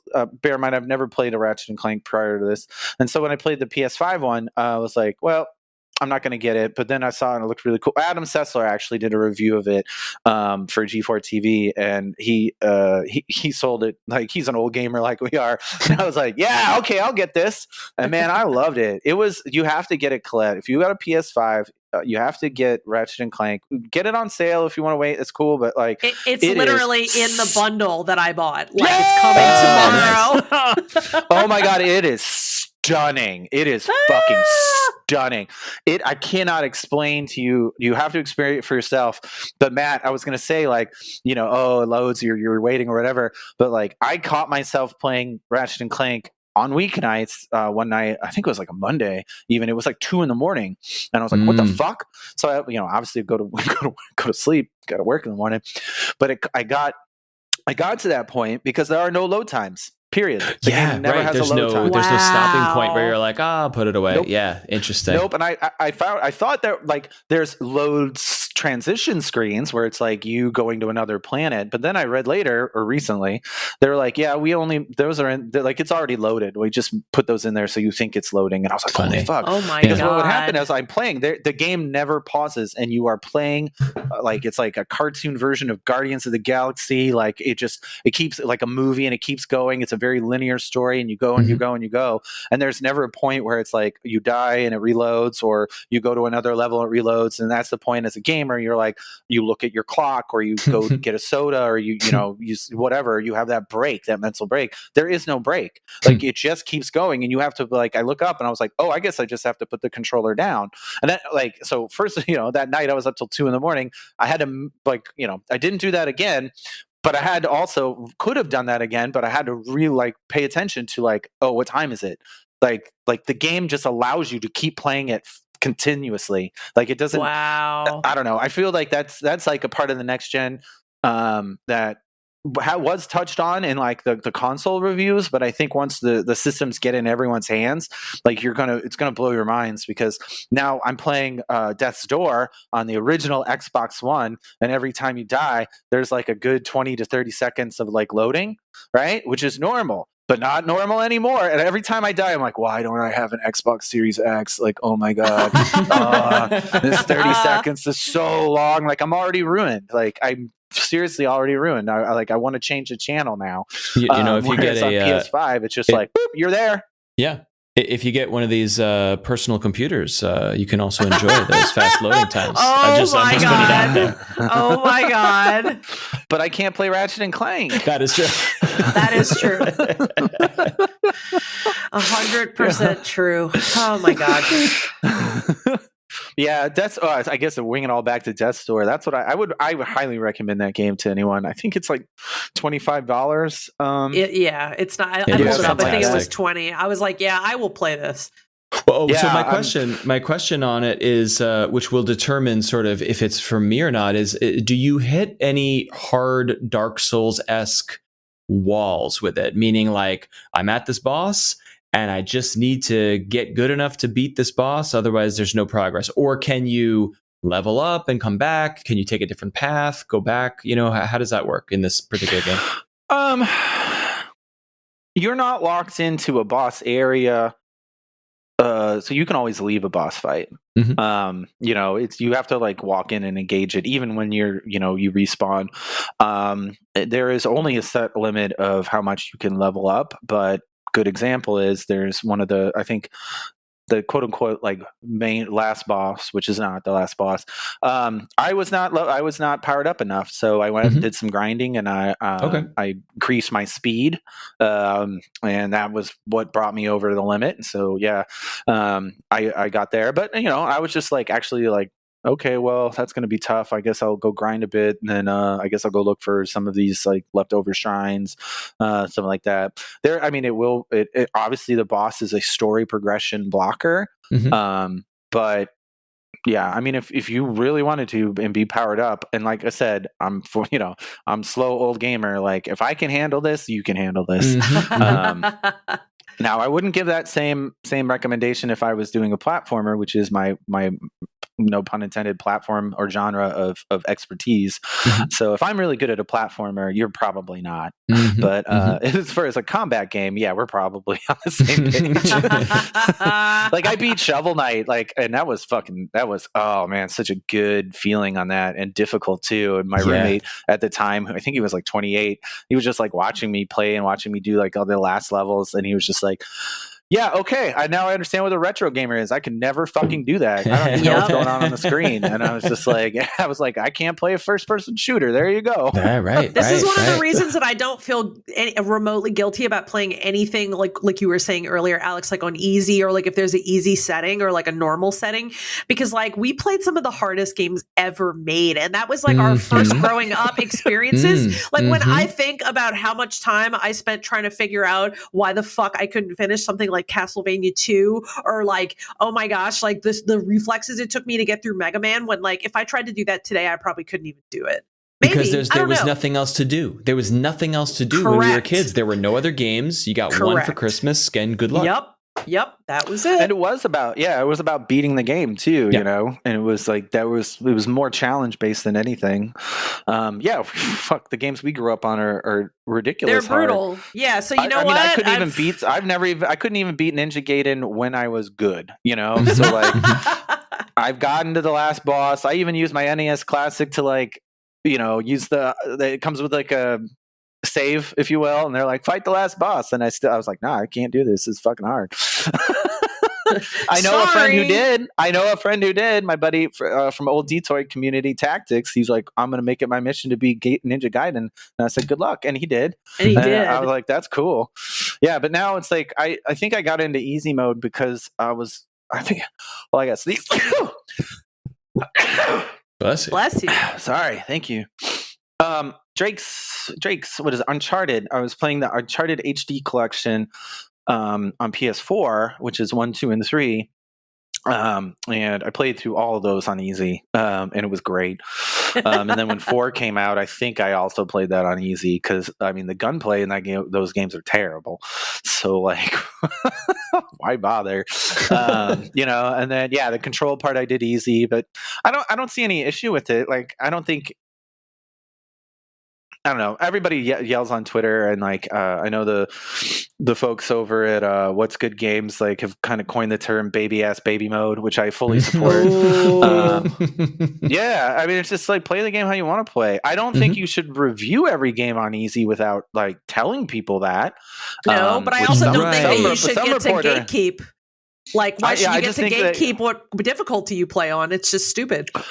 I think from a review perspective, and I think every reviewer should do this regardless, is just just put in the notes like game was played on this level. Right. Because as you play, like, and because some journalist, I don't know who was, that never crossed paths with her, she's like, every game I ever reviewed was on easy. And so some people take like, don't gatekeep that person. But I was like, well, that's a review, and the easy experience is for children.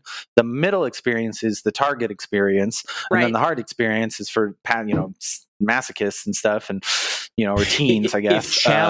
If challenge is a dimension of the game that that should be included in a review, then I need to know which version you played in order to assess. That is important. I honestly, this is the same. We did a preview for Hot Wheels recently, and the website will go unnamed, but it was pretty evident that they played the preview code on easy, and only easy, because there was the only preview where I was just like, oh, this game has no soul. And I was like, the easy mode has been tested on 3 and 4-year-old children because it's a Hot Wheels game. So, like I think it was something like, oh, it doesn't have enough soul or something. And it was literally the only, and I was just potatoes. Like, that person played on easy, right? Yeah. I could tell immediately. And so now look at that. Like, I'm not faulting them for playing on easy, but I feel they should have told their readers that they played it on easy because it supports their opinion, right? Right. And it's like if you work at IGN or Polygon or whatever, and you're reviewing all your games on easy, like disclose that, because that's like it is not easy. Isn't the target setting from the developers, right? Yeah. So the medium or normal or average or casual or whatever the fuck they call it, per game, there's just like that's the target experience. And if you choose to play it on easy as your review, just mention it. Like when with Destructoid, I think back in the day, I don't think we would say if we did it, but we were also mandated with beating the game, which is not a universally applied. But one thing, I reviewed Contra 4 for the Nintendo DS. And now you want to talk about gatekeeping. That game is really hard. Yeah. And this is a while ago, so I wasn't as old as slow as I am now. And the game was super hard, and I played it on normal, and I could not get past this one boss that was the final area. It was this like rocket ship going in the air. It was extremely difficult. And I put plenty of time into it, and I was like, I'm not capable of doing this. So I played through the game. I started a new save, and I played through it on easy, right? So I get to the end, like the last level where this boss would be, and it says, if you want to see the rest of the game, play one level difficulty up. Now, so I had to put in my review, which I ended up giving it I think an 8, but I had wrote in the bottom of the review, like full disclosure, I have not beaten this game. I am unable to beat this. Right. So it is, my experience is for this section, and then also for the easy section, because I felt that's important to include, right? What if I only ever did easy mode, and I was like, it's a piece of cake, hope I see the ending. Like, that is not. But also the context, the context of the game is relevant too, because it's a Contra game, and no disrespect to a Contra game, but if you have played every level up to the final boss, I feel fine as a reader saying, this guy knows what the game is, and he's going to tell me if it's good or fun or challenging or whatever. I don't need to know the final story conclusion to a Contra game to know if I'm going to play a Contra game. You know what I mean? That's the difference. Yeah. If it's some RPG it's not like, or something, maybe. I didn't finish Mass Effect. I'm sure it's great. Right. Right, exactly. I'm sure the ending's just fine. Yeah. Yep. Yeah, but yeah, it was I just since it came up. But yeah, I do the baby ass baby mode on a lot of stuff. I agree with both of you, of course, about play it the way you want. But I have certainly a personal hang up about what you're getting at, Alex, which is the developer's intended way to play, and that's the way I always play. I can't think of a time where I choose like extreme hard or easy mode. And Control was a great example of I got stuck there too, and I don't know why. I just have a hang up where it's like I could switch it to easy, but then I'm not experiencing the challenge or the friction that I was intended to experience. So despite loving Control and really wanting to know what happens, I stepped away from it because I could not get past a certain area. And I don't know. I regret is a strong word, but that is one of those games that I'm like, okay, maybe I should. Maybe you are convincing me to go easy mode just to finish it out. But then it's like, okay, well, I can also just watch a YouTube video if I'm going to play easy mode. You know what I mean? So I'm using huge air quotes. What is the correct way? That's a silly statement, but I get stuck on it. Well, I will tell you what the correct way is according to the developers, because they made it very clear when you go into these settings, there's an additional pop-up that's like, are you really sure this game was designed to be challenging? Yeah, and I was just like, yeah, I'm sure, because it's get out of my way. Yeah, I mean, I don't want to like nitpick on it, but the type of combat that is in that game is amazing combat, except the game engine itself cannot keep up with it's not complex enough for the type of combat, high level combat that they're going for. But it's close. You know what I'm saying? That's interesting criticism. When I play Control, and you, Colette, you've played Bayonetta. Bayonetta is like controls like the controls are amazing. You know, they're fluid. And then in Control, the combat is like, you know, it's very clean, but the character movement is, especially the camera movement, is not supportive of the combat that they've designed. Yeah, it's interesting. And then I've actually beat the game. There is no easy setting for the game, by the way. There wasn't one when it came out. There was just you had no choice. You just started the game and you played it. And then now that they have that patch where you can, it's not even necessarily an easy mode. It's just settings. So, like you can adjust the amount of damage you take. You can that's right. It's very granular. That's cool. It's very granular. There's a lot of sliders. So like, I wasn't like flying through it like totally immune. Like I couldn't die. And it was actually quite helpful. But I beat the game, and there was 2 bosses. There was the mushroom boss, and then the boss, that looks like you. So that's what I used to go back on in easy, and I beat that. And then Alan Wake came out, and I just kept playing through it, or the Alan Wake DLC, and I played through the rest of it. And yeah, like I was totally cheating, but at the same time, I was doing this amazing dance of death, like with these high energy, and it was a lot of fun. Like it was actually fun instead of getting like dying every 2 seconds because the camera sucks. And then it takes and it was, the game was weird in a lot of ways. Like I didn't realize that you get penalized when you die. So it's like, it was so hard to upgrade any of my weapons in the beginning of the game. Yeah. They don't even tell you that. Right. Like even, and so, you know, when you're going in to fight a boss for the first time, we all assume we're going to die the first time, right? Well, if the boss is really hard, I went to the mirror boss like 10, 15 times, and all of a sudden I realized I have nothing to upgrade my weapons with. And I was like, wait, what the fuck? Like I had 13,000 of these, and it's like, no, we take away 5% every time. I was like, fuck this game. And if you fall off a ledge, if you fall off a goddamn ledge, it does it too. And it's just like, what? It's like, it's so, but then when you start realizing, you start messing with, they're you know, easy sliders, if you will, they're granular sliders, then you start to realize how some of these things, like developer tricks, are covering up certain other things, you know, because once you start fine-tuning it to like your preference, then you're like, okay, this is more manageable. Now that being said, my partner at the time, who was 10 years younger than me in the on gaming, she didn't ever played it on easy. She just beat the game and the DLC all the way through, you know. But I already put like 60 hours into the game and beaten it. So when they did the patch and came back, I was like, cool, here's all the stuff that I couldn't finish because it was just too damn hard. And so that's why I went back. And then it also happened to be that the DLC was there, and I was like, well, this isn't like path critical, so I'll just keep playing. And it was just fun. Yeah. But you reminded me like where the sticking point was for me, because it's like, I need to beat this boss to progress. I can't. Oh, let me go back and grind out an upgrade. That upgrade system is very slow, which is not inherently bad. But if you are stuck, then it's like, oh shit, I got 5 hours of wandering around hoping for enemies to appear before I can even attempt to go back to this boss that has kicked my ass 17 times. That's where I got that's where I put it down. And it's unfortunate. And I understand that. And that's kind of like ties into my whole, like, they have this concept of combat, like this ballet of death, right? But it's just like you're almost there system wise. Like, you're not there, but you're almost there. Grinding isn't fun. I feel that's in control. In control, yes. And I just thought it was like, once I was able to tweak it, at least to my tastes, then I had more fun with it, because fuck, that game's hard, dude. That game is hella hard. Yeah.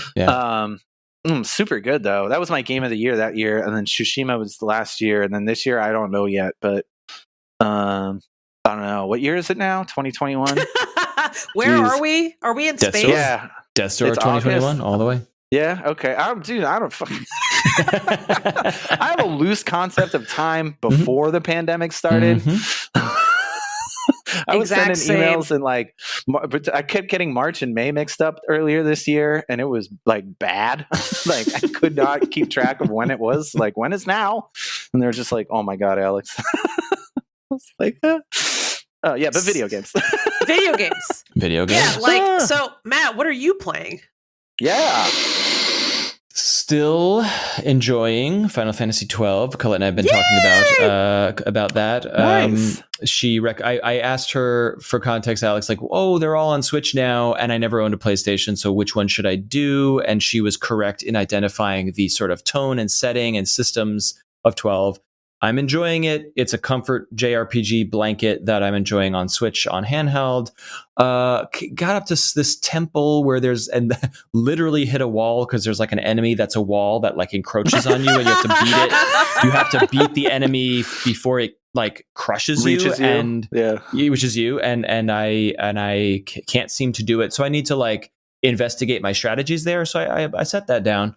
But the big update here for me, and it's not much of one, but like, I don't know why, Colette, I said this probably on the last episode, I just was reminded that Sea of Thieves exists. And I was like, maybe I would like Sea of Thieves. And then I watched some videos and looked into it, and I was like, I think I'm going to really fucking love Sea of Thieves. And now I did bite the bullet the other day, because I was like, I need something.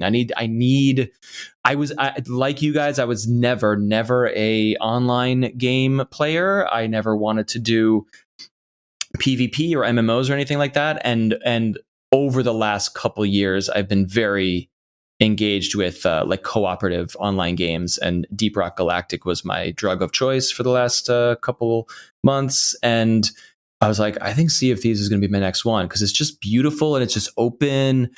And oh my god, I gotta go, because I gotta go play it right now. It's so fucking cool. Are you familiar with it at all, Alex? Like the mechanics of it or anything? My old roommate was like, he still plays it all the time. He loves it. His friends were just like, we're gonna go raid some people, and they would just tell me these stories, and it was just, I think if you're out with some friends and you're on the high seas, you will enjoy it, because he sure as shit did. See, my big question for the community was like, I don't have any like gamer friends who are going to play this with me. So like, do I need friends, or can I just hop in with randos? And I think the general vibe is like, don't play with randos. It's too wacky. But like, I'm actually still learning the game, so I'm playing solo only. But there's something about a big open world, and I'm in a ship. Could be a spaceship, or in this case, it's a pirate ship. And you have to control the systems. Like, you got to pull the sails down, you got to angle the sails, you got to pull up the anchor. Like, and the ship is not just like zoom, zoom, zoom. You got to like pull the wheel and check your compass. Okay, I'm lining up with the map. Okay, crank the wheel back. It's very process oriented. You got to like follow a map. There's no quest markers. It's like you get a map from a merchant, and they're like, figure it out. So you got to like look at your navigation table and say, what island am I trying to find? Okay, it kind of looks like a pear shape and I'm facing north. So, oh, here it is. Okay, mark it on the map and then use the fucking compass and the stars to navigate to a place. And all of that shit, I am super, super into. And then on top of that, it's like at any point, another player could come up on my ass and take me out. And that is the emergent gameplay of that is so fun. And my kids are fucking loving this game, watching me play it. And so we were playing earlier and I had not really encountered any other players. And this one, I'm doing baby ass quests, like sail to an island next door, dig up a treasure chest and bring it back.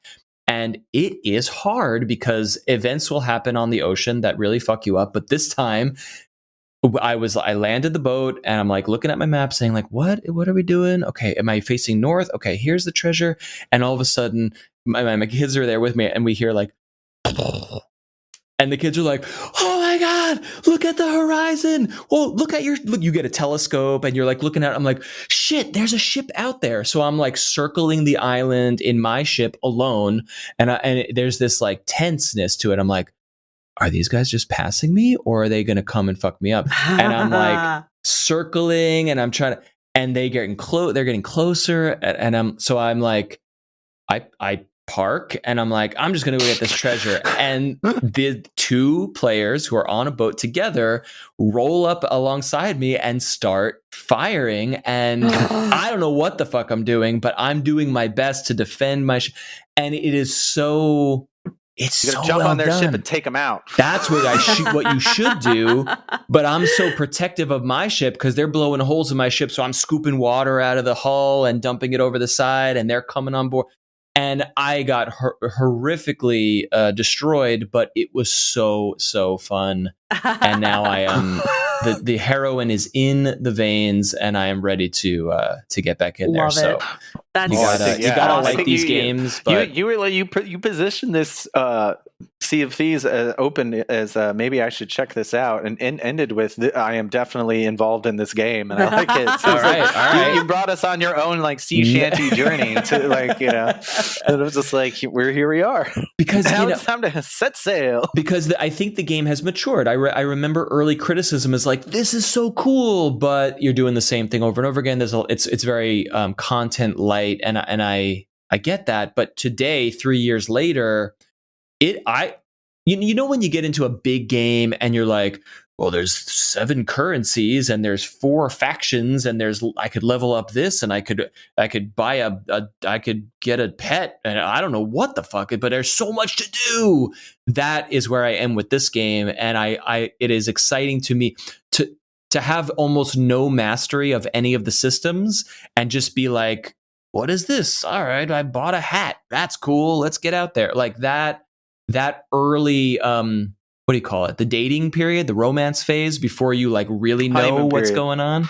Yeah. The honeymoon phase of a game is a really fun time to be in a big game. So that's where I am, really enjoying it. I'm sure after 100 hours, I'll be like, this quest again. Fuck that. But like one day I'll get there. I think you would have gotten your entertainment per dollar value in 100 hours. Exactly right. 30, 40 bucks. I was waiting for it to go on sale and I said, no, I got to get in here. I got to try this out. So I'm surprised that it took you this long, because I remember when I saw that game, one of my first thoughts was, that's a Matt game.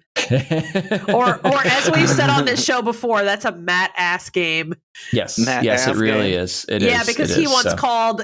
I think one of us said, I said like, this is a Colette ass game or something like that, and like I never got over it. I died. That's it for sure. So yeah, sorry, I once said I was going to buy the fuck out of a game. Yeah. I say that all the time. I'll never stop saying that. Yeah. Buy the fuck out of that. Fuck yeah. All right. Well, we've kept you long enough, Alex. Any closing thoughts here about the wide world of video games? Because we got a lot to play. We're all ready to go back to games are fun. Enjoy them however you enjoy them. There you go. That's all they should be. It's beautiful. Fun. The best advice. Fun. Yeah. Just you come to games for your own reasons, and I hope you find them and enjoy them, and don't let anybody tell you any different. where can our listeners find more of this wisdom from you on the internet, the social medias of the world? Oof. I mean, I go tell you where my Twitter is, but it's just more disgruntled political stuff than anything. Which is it's Alex Q Ryan on Twitter. Feel free to follow. I occasionally will tweet positive stuff about games. Mostly, I'm just griming about like this dumb country. But just fair warning. Just fair warning. And if you want to keep up on the game news that I have, it's also on Twitter. At the same address, Alex Q Ryan. But yeah, I keep off everything else. And we'll link to your Twitter in the show notes of this episode, so no need to pull the car over. You can click there later. And thanks for entering the chat with us. This was so fun, Alex. And it's nice to hear some buddies getting back together here as well. I know, Colette. All right, we're going to play EDF. And we're going to do art. Okay? Yes! Yes! Yes! I love it! He's going to scream himself off the show again. I'm holding back. I'm holding back. Yes! Yes! All I can say is that the people that listen to this show are literally going to fucking lose it over this episode because it is such a joy and it has been such an amazing time. And thank you so much for coming and being here. And it gives me so many warm and happy feelings to be with you on a podcast again. I could keep going. I love you so much. And thank you for having me on. I'll come back anytime. All right, let's do this again. Let's do it again. For now. Oh my God. Thank you, Matt. Thanks for having me on your show. My pleasure. Matt-tastic. Thank you. Yeah. My official new Twitter handle, at Matt-tastic. Thank you, Alex. Thank you, listeners, for entering the chat with us. Our theme music, that is by Azure Flux. Our logo is illustrated by Just Call Me Katarina. And we would like to hear what you are playing if you're interested in any of the games we were talking about here, or if you're playing something new, or you're playing something old. Have entered the chat at gmail.com. Shoot us a note about anything game related. We would love to talk about it on the show. Join the Discord that we hang out in. It's Colette and her husband's Discord. We can link to that in the show notes here. As you heard earlier, chit chat from that lovely place and lovely community is going to be featured prominently on this show. So thank you very much. And if you enjoyed this episode, be sure to rate and review the show on your favorite podcast platform of choice. It helps other people discover the show. Thanks for chatting, and we will talk at you next week.